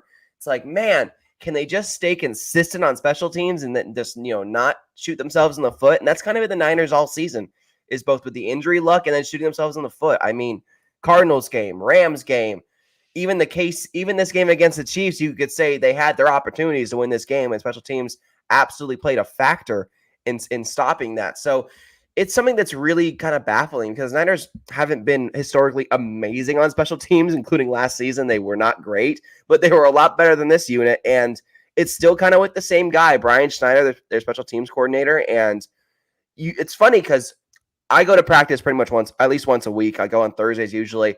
And during the media portion, they spend a good bulk of the time going over special teams drills. They're practicing it. I can confirm that they are practicing special teams. But for some reason, whatever they're doing on the practice field isn't really translating to on the field right now. And I don't know if that comes down to the players not executing, if it's the coaching staff, what really it is. But something has to change. Otherwise, this is going to be a continuing trend for the rest of the 2024 season.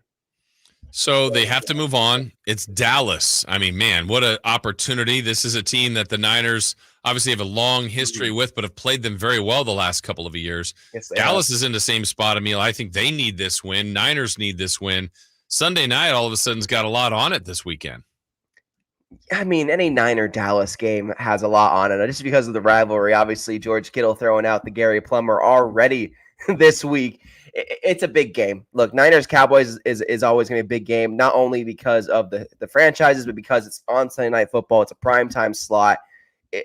And against two teams that have underperformed this season, that have not met expectations. And this has not been the calling card of this matchup for the last few years. It's been two teams that at the midway point when they met were juggernauts. Again, the Cowboys last year were on a roll at this time when they ran into the steamroll Niners. The Niners were on a roll at the same time, and then they went on their losing streak. So it's interesting to see what this game will transpire. I do think the Niners will bounce back and have a much better performance. But again, like you said, Jason, the Cowboys need this game too because the Giants are playing consistently. The Commanders are absolutely overperforming right now. And then the Eagles are, at any given week could look like the old Eagles again. So if the Cowboys want to stay afloat in their division as well in the NFC East, they have to perform this week against the Niners too. And so the Cowboys are definitely looking at this matchup as one that they can get back and get kind of, we talk about the Niners and the Chiefs and that proverbial hump, where with the Cowboys, this is their kind of boogeyman is the Niners trying to get over this hump. And so it's kind of a vice versa for them, a sliding glass door, if you will, for both franchises. And if the Niners can bounce back and get over the Cowboys, they ended the bye week 4-4. You go, all right, okay, they're at least a 500 team. They got a good rest here, and they got guys coming back, McCaffrey coming back at some point, and maybe they can go on a run. But if they go into the bye week 3-5, oh boy. Yeah. So I guess this is a prediction, but do you think on when is that game? November 10th. So after the bye week, after Dallas, are we seeing McCaffrey in that backfield playing in the game? Kyle Shanahan kind of hinted at that on Monday when we were talking to him on his conference call that McCaffrey, everything is progressing well. There's been no setback.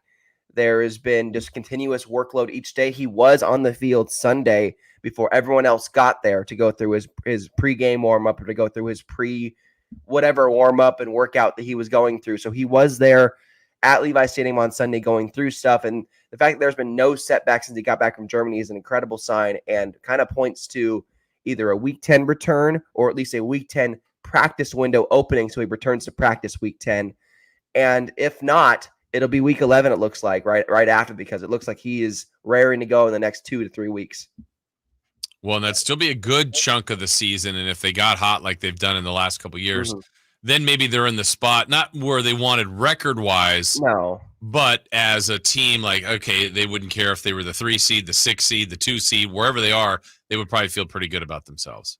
Yeah, for the Niners at this point, after being so dominant for the last few years, it's about making the playoffs and being healthy for the postseason, because I can guarantee you that even if the Niners are struggling going down the stretch and they, barely limp into the postseason, there is no team in the NFC that wants to face the Niners in the wild card round. There's no team that's like, yeah, I want them.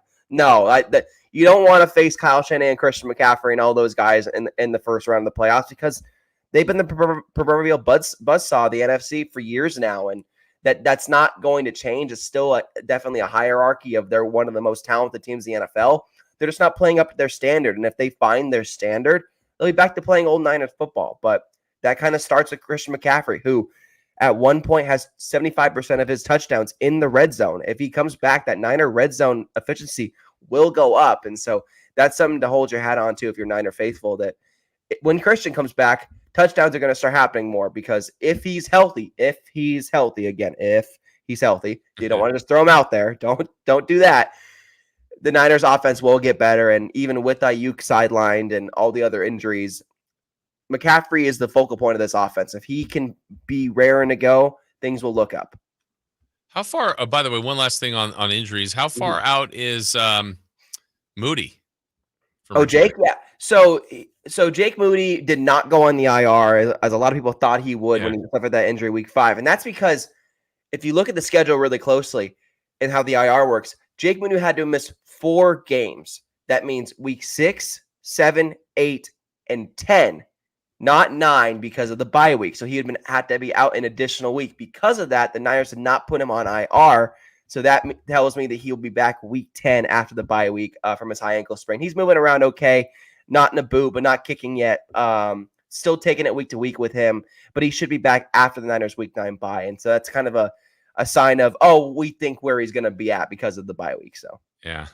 Well, I know you'll be off to practice tomorrow, then a big game Sunday. We want everybody to check out all of Emil's work on Sacktown Sports, on our website, Emil's page as well. Whatever you want to find, it's all there for you.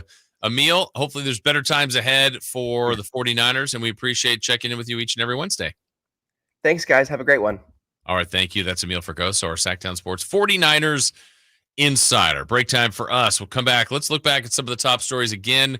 The Chiefs add to their roster. Looks like DeAndre Hopkins is coming in.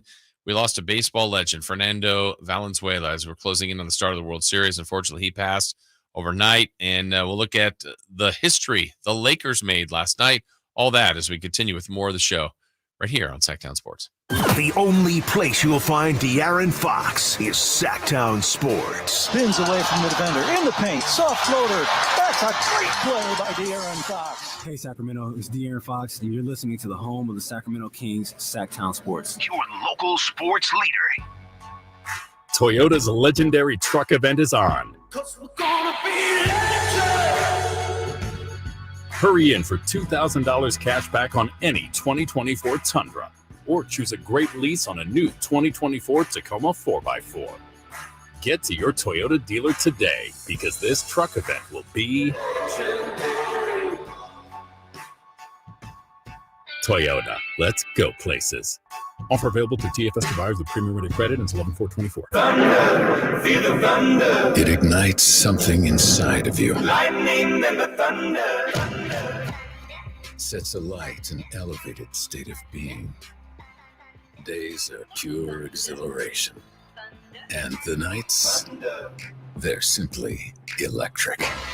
See it, hear it, feel it. Thunder, feel the thunder. Lightning and the thunder. Thunder Valley Casino Resort. Feel the thunder.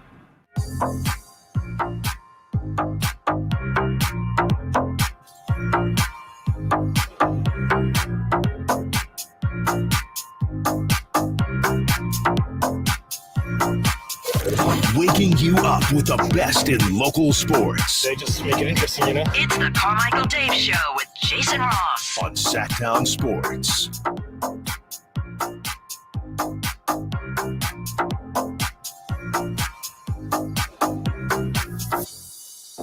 All right, back here on the show. Thanks to all our guests today.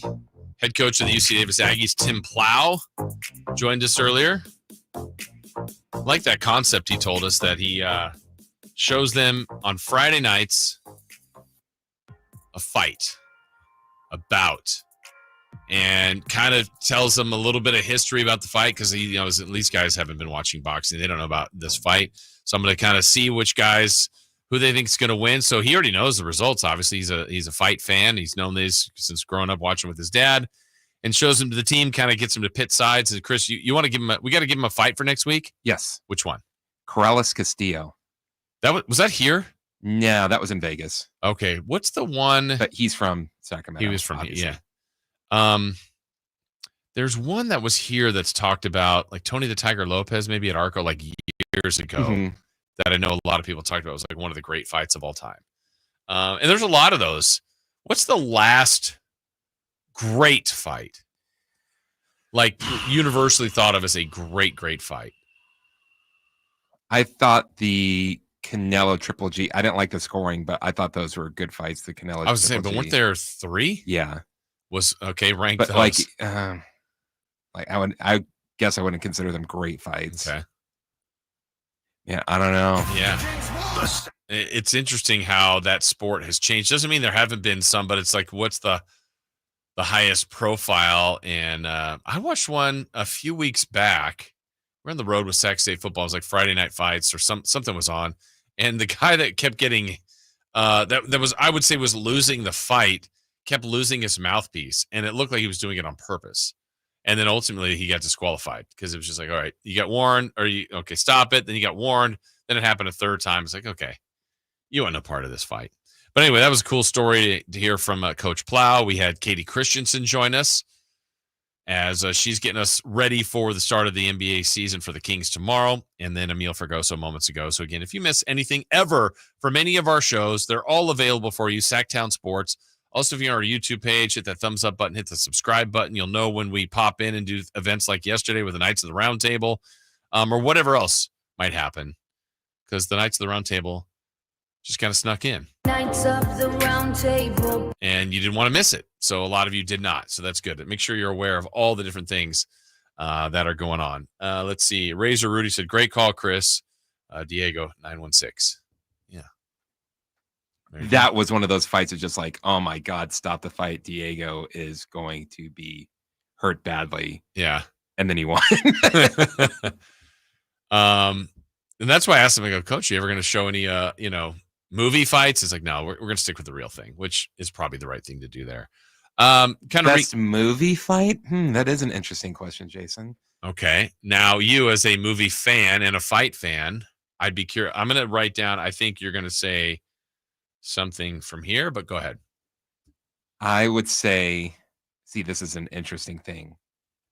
Like the most entertaining fight. Now, I'm assuming we're talking about legitimate, like boxing, not like a, some of those like made believe, a like boxing fight in a movie. Yeah, because if you're doing like fights, you're like, okay, see, people are here's where it gets interesting and a little squirrely because you could go with Snatch and the bare knuckle boxing match. At the end, but which is very good. Are you going to?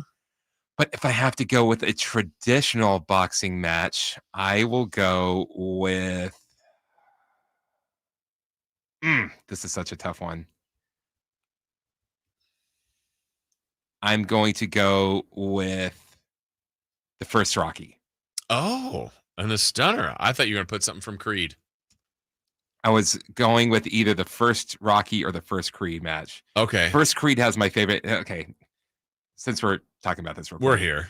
My favorite entrance in a boxing match would be Creed in Creed 1, and then Pretty Ricky, his entrance.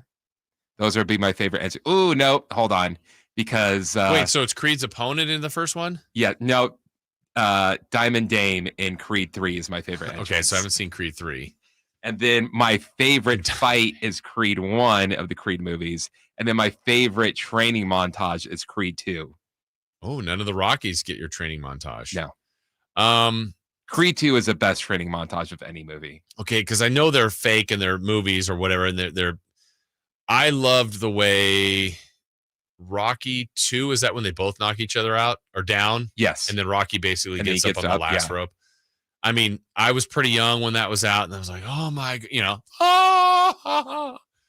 you see it now, you're like, but then it was, that seemed pretty high level. It's like, oh my gosh, they knocked each other out. What's going to happen? It's over, right? Oh, Rocky, he did it. I thought you would. I got you to Creed, though. Besides my baby being born, this is the greatest night of my life. We did it.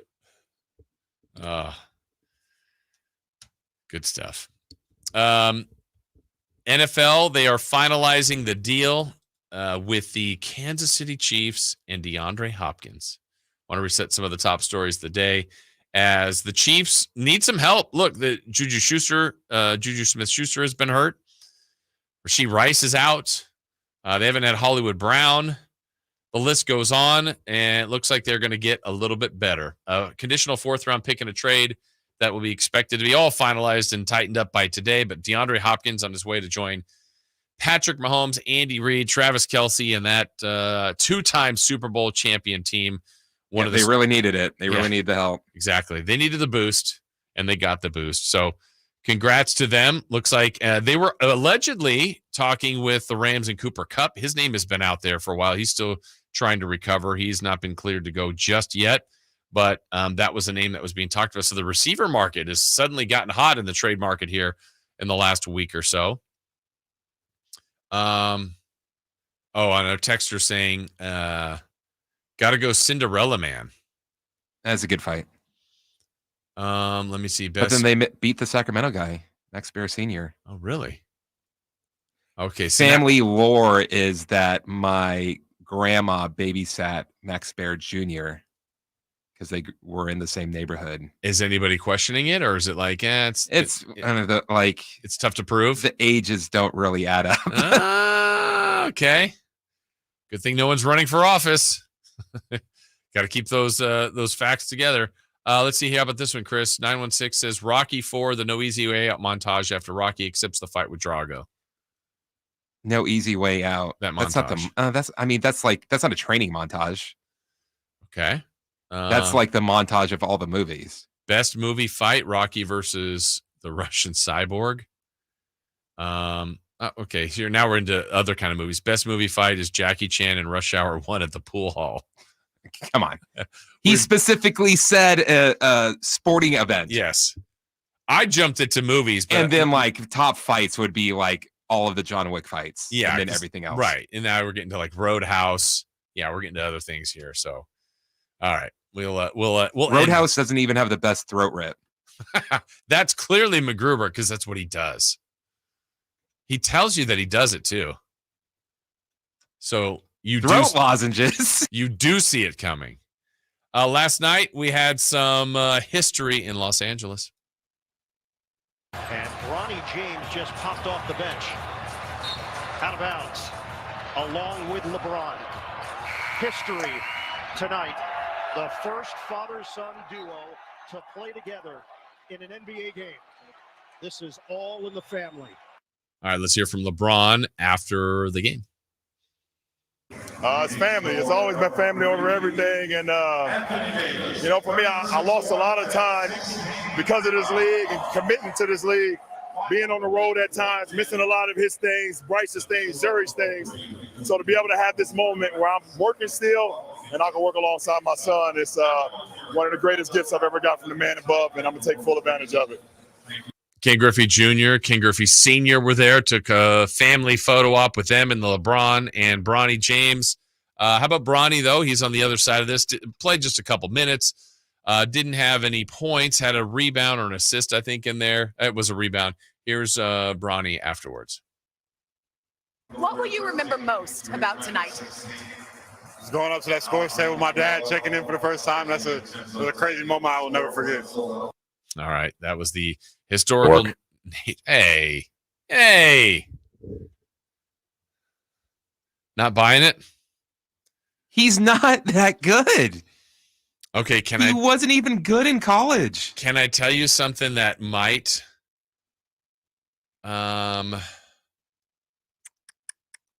influence you, not sway? I'm not trying to get you to think differently about that. You know who has a similar response to you, a similar take to you today?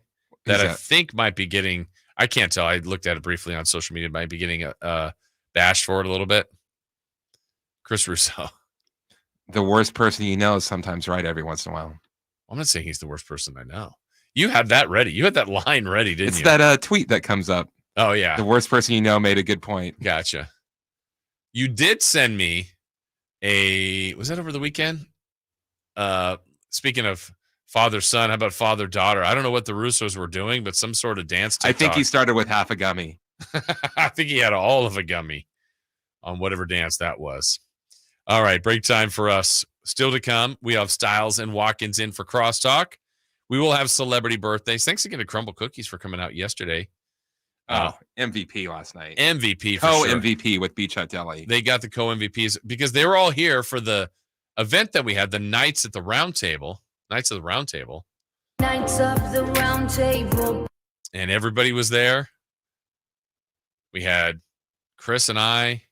We had Watkins. We had Styles, who was cooking. We had Whitey and Draper. We had Brendan. We had our boss, Jose. We had Simone. Everybody was there. And Frankie was there. We bring the boom. That's what we do. All right. That was maybe even for just me. I enjoyed it. We're back with more next. The Sacramento Kings open their season this Thursday against Anthony Edwards and the Minnesota Timberwolves. Tip at 7 p.m. Fans on their feet. Listen to every Kings game all season long. On your home of the Sacramento Kings. Sacktown Sports 1140. Sacramento weather is brought to you by Folsom Lake Kia. I'm Dirk Verdorn in the KCRA 3 Weather Center and expect a mighty fine day today. Temperatures cool this morning, will be warming with daytime highs ranging in the mid to low 80s with winds staying light. Get the latest forecast on the KCRA 3 News and the KCRA 3 app. DC here, and if you've been thinking about a new car, you got to see my friends at Folsom Lake Kia. You can always count on low payments and zero down deals with approved credit. Folsom Lake Kia, over 25 years, right here in Folsom. This season, get premium tech that inspires joy from Dell Technologies. Bring projects to life with the XPS 16. It delivers supercharged processing for enhanced productivity and freedom to express yourself. Performance-class Dell PCs with Intel Core Ultra processors deliver a dedicated engine to help accelerate AI. Enjoy free shipping, Dell rewards, and expert support. When you get a Dell PC with AI, it gives back. Shop now at Dell.com/deals. The smarter way to clean your floors. It's time to make the swap. Swiffer Power Mop. Introducing the new Swiffer Power Mop, the all-in-one tool that gives you a mop and bucket clean in half the time. The solution's built right in, so no heavy bucket, and the pad has hundreds of scrubbing strips to get deep into grout. Don't mop harder, mop smarter. Swiffer Power Mop. Swiffer Power Mop. For 76 years, the Keys family from Naturewood Home Furnishings has been serving families just like yours and mine. Hi, I'm Frank LaRosa with Golf to Go. The Naturewood team takes great pride and significant effort to offer Northern California families a vast selection of home furnishings, most of which are made right here in this country. The kitchen table, which we purchased so many years ago, speaks to the enduring quality of the Naturewood product lines.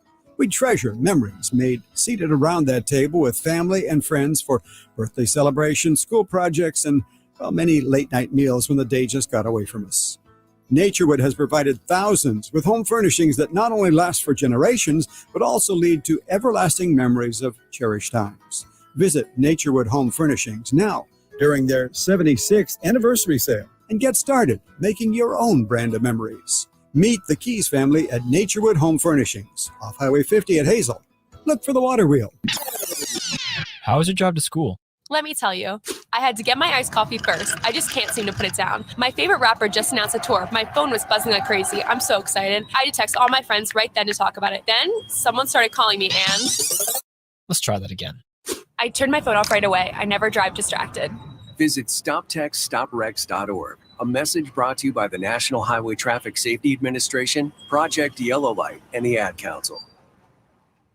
Have you heard you can listen to your favorite news podcast ad-free? Good news! With Amazon Music, you have access to the largest catalog of ad-free top podcasts included with your Prime membership. Enjoy shows like The Daily, Up First, and Consider This, available ad-free on Amazon Music. To start listening, download the Amazon Music app for free or go to amazon.com/ad-free. That's amazon.com/ad-free to catch up on the latest episodes without the ads.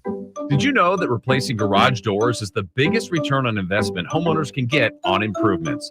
Jason Ross here, and let me tell you about the Overhead Door Company of Sacramento, a family-owned and operated company with third-generation owners that's been in business for 71 years right here in Sacramento. With new garage doors from Overhead Door Company of Sacramento, you'll not only get the wow factor, but you'll also know that you're working with a well-respected and proven company.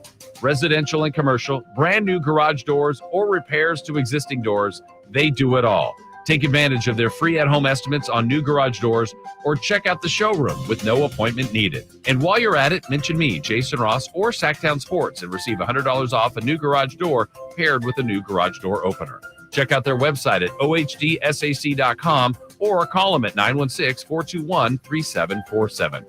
Overhead Door Company of Sacramento, the genuine, the original overhead door. Always look for the red ribbon logo. Capital Casino, conveniently located on 411th North 16th Street in downtown Sacramento.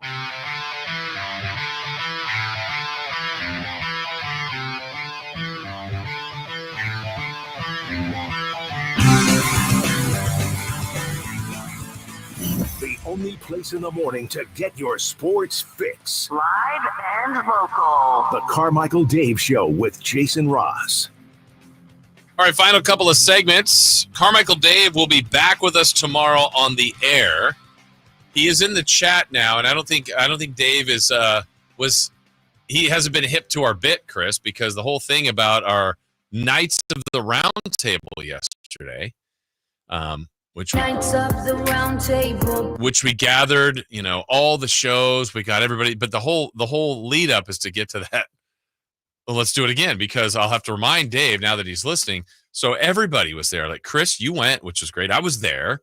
Yeah, we didn't have Dave, but we had, everyone else. We had Kyle Ledbetter showed up. We had Kyle Draper. We had Whitey. We had Styles and Watkins.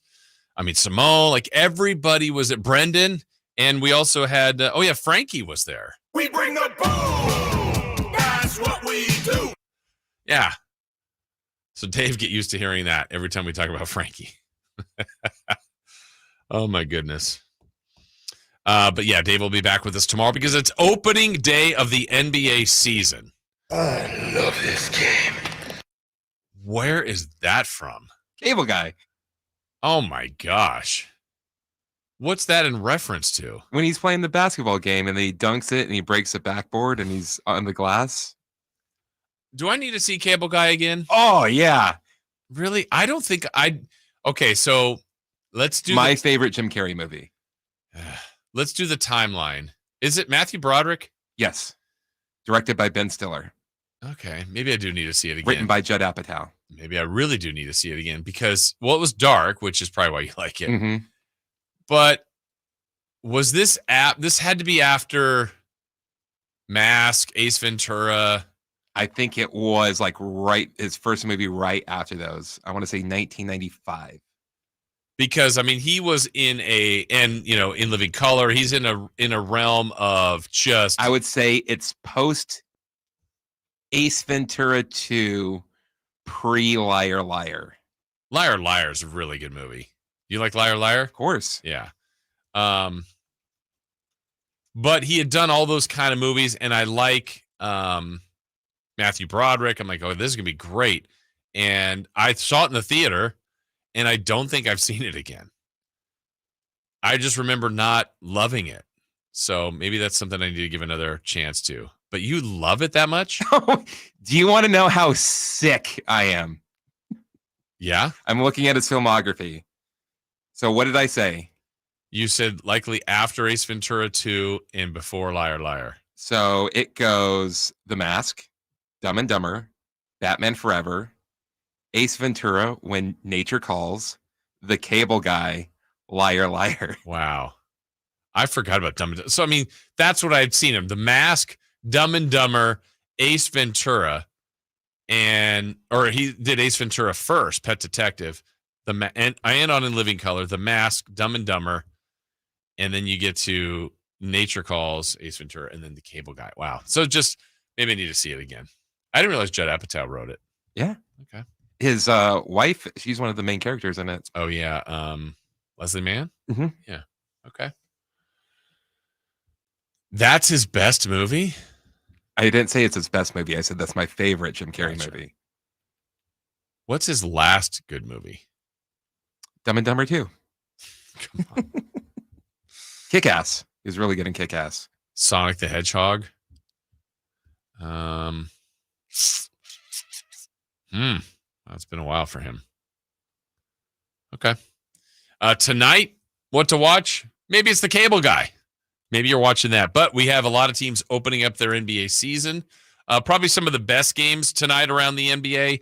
You've got a battle in Florida, the Magic at the Heat. If you're looking at Eastern Conference matchups, two teams that should be in playoff conversation for the East. You have the Bucks and the Sixers, and the news about Philadelphia that we told you yesterday.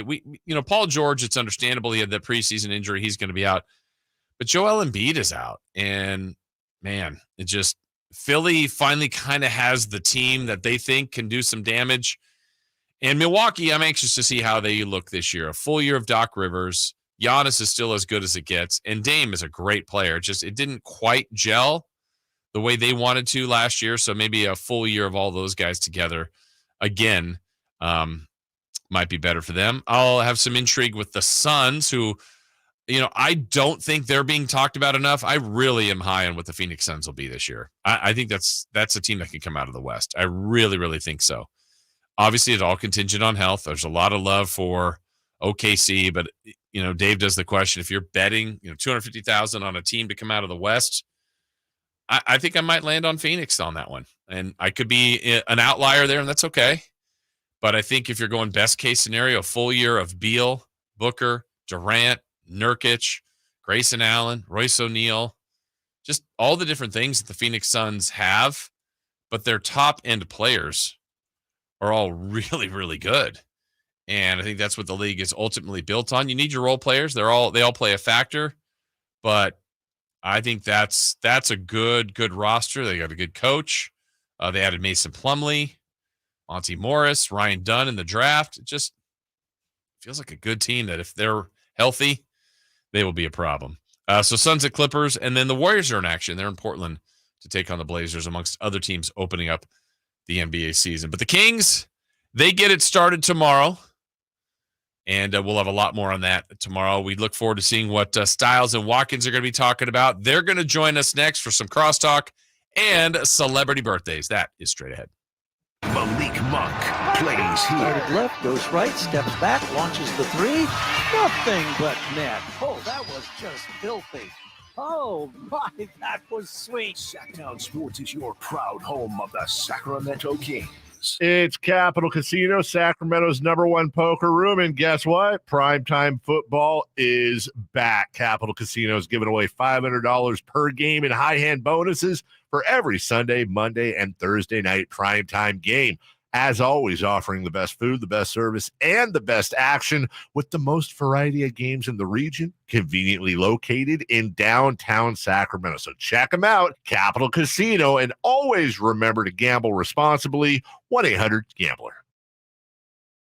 Scared of auto maintenance this October? Your local Jiffy Lube has just the treats you need without the tricks, like fast oil changes or wiper blades for the upcoming rainy season. Serving greater Sacramento area customers since 1984 with over 30 convenient locations to choose from. Open daily, early at 7:30 and open past 6 p.m. at most locations. Just visit jiffylube.com to find a location near you and valuable coupons to save money too. Hey, pet parents. With Progressive's collision coverage, you get extra protection for your cat or dog, because there's nothing worse than seeing your pet hurt. Like when you see their face after accidentally stepping on their tail. And you say, "I'm so sorry, Mr. Pickles." But as you kiss his nose and rub his little belly welly, you know Mr. Pickles is thinking, "You betrayed me." Anywho, Progressive pays up to $1,000 in vet bills if your pet is injured in an auto accident. Learn more at Progressive.com and watch where you step. Progressive Casualty Insurance Company and Affiliates. Collision coverage subject to policy terms. Not available in all states. Everywhere you look, things are getting more expensive. So at Consumer Cellular, we're lowering the price for those 50 and up. Now you can get unlimited talk, text, and data for $30 a line when you buy 2. That's just $60 a month for 2 unlimited lines. So if you're 50 and up, make the switch and save. Come on, you've earned this.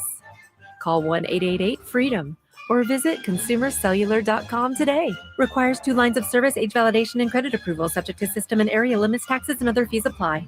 Model year-end pricing is back at Folsom Lake Honda, your one-stop Honda shop. During the model year-end event, lower interest rates at Folsom Lake Honda make lower payments. It's no wonder why Folsom Lake Honda is your one-stop Honda shop. Come in today or check out our entire inventory online at folsomlakehonda.com. Get an instant cash offer for your trade at folsomlakehonda.com. We'll buy your car whether you buy from us or not. Folsom Lake Honda is your one-stop Honda shop. Folsom Lake Honda. Go to folsomlakehonda.com. Your one-stop Honda shop. It's time for the news of the day. The latest headlines, the biggest stories, hard-hitting analysis. Yeah, this is none of those things. And now, here's Carmichael Dave and Jason Ross.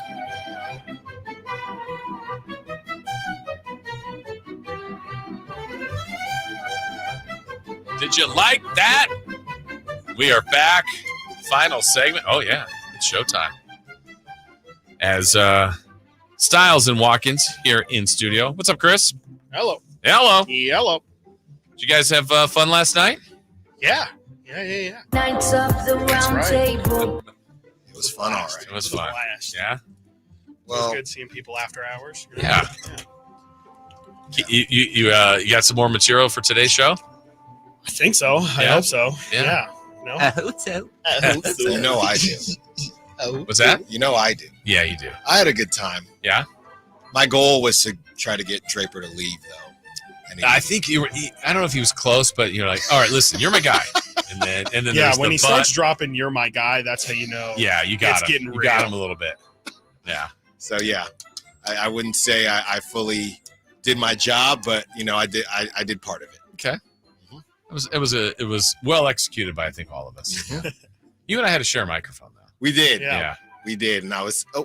Yeah. One time we touched hands. Yeah. That was pretty magical though. It was. I wish I would have seen that. That's when we looked at each other. And we had our moment. Yes, that's right. What's coming up today, guys? Oh boy. Yeah, NBA is back. Yes. Bronny James, Knicks, and Mikal Bridges broken jump shot. Did both teams lose the trade? Okay. Yes. Did both teams both lose that trade? Yeah.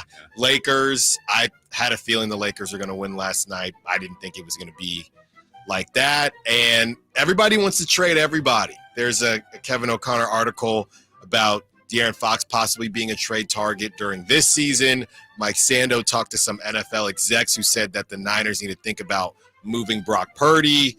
And Kevin Huerter, as we talked about during the Kings Roundtable, looking like the starting two. So this is a hump day that's gonna get you over the hump, if you know what I mean. Yeah, there's a lot going on.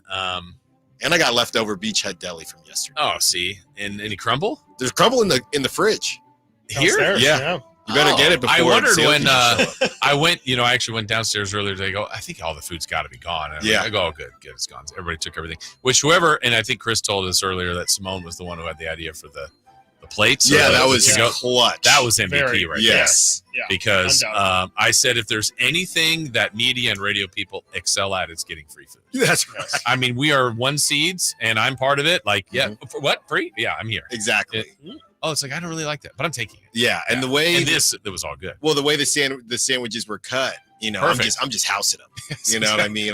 Now I can feel like I had a couple. It was a snack. Yeah, a couple bites. Yeah, a couple bites. Exactly. Really, I've had 5 of those things just to hold me over. Exactly. To the next thing. Mm-hmm. Without giving up too much, Alan, I know for the show, like, can you give us a little taste? Like, what's the suggestion with De'Aaron? Yeah, basically it's Kevin O'Connor's kind of infamous around these parts for just hating on the Kings, and normally it's Sabonis, but I think it is still connected to Sabonis in some way. It's all just about the Kings not getting. He just doesn't believe that the Kings are going to be true contenders, and because of that, I don't know if it's De'Aaron necessarily wanting out or it's just making sense. But yeah, that's essentially what he's breaking out. So that's at 11. Everybody knows, and if you don't know now, 11 o'clock is typically our Kings hour, where we break everything down, kind of the hottest topics as far as the Kings are concerned. So that starts at 11, and then we do Kevin Huerter around 12. Nice. You guys, I know you guys are regulars at the game, but you fired up for tomorrow, like the first one. I'm ready. Yeah. Talk about free food.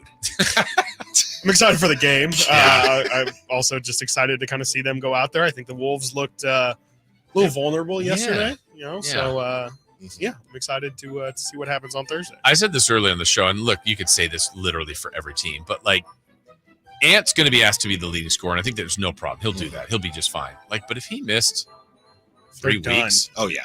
Like, and I know Randall will be better than he was last night, but it's going to take that a little bit of time. Like, they didn't look that dynamic, and it's one game. It's totally unfair, but look clunky. Yeah, they did. They used Karl Anthony Towns a lot down the stretch last year, and the one thing that really jumped out when I was watching the game yesterday on playback was Anthony Edwards had the ball in his hands every single time down the floor. I think from like 9 minutes on, every single possession, Anthony Edwards was either scoring or leading directly to a bucket. Yeah.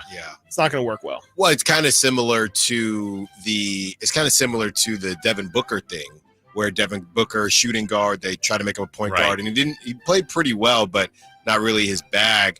I know some people, as we talked about Bronny, Rob Dillingham didn't get any time. I know he's just a rookie, but I would look for them to unleash him pretty soon, just out of necessity. Sure. And I know Chris was worried about the Timberwolves losing and then being a little bit, having a chip on their shoulder. Sure. But after watching them, Chris, I mean, it kind of feels like let's get them before we're going to see them again, before they figure They're things be out. Hungry. I don't like hungry wolves.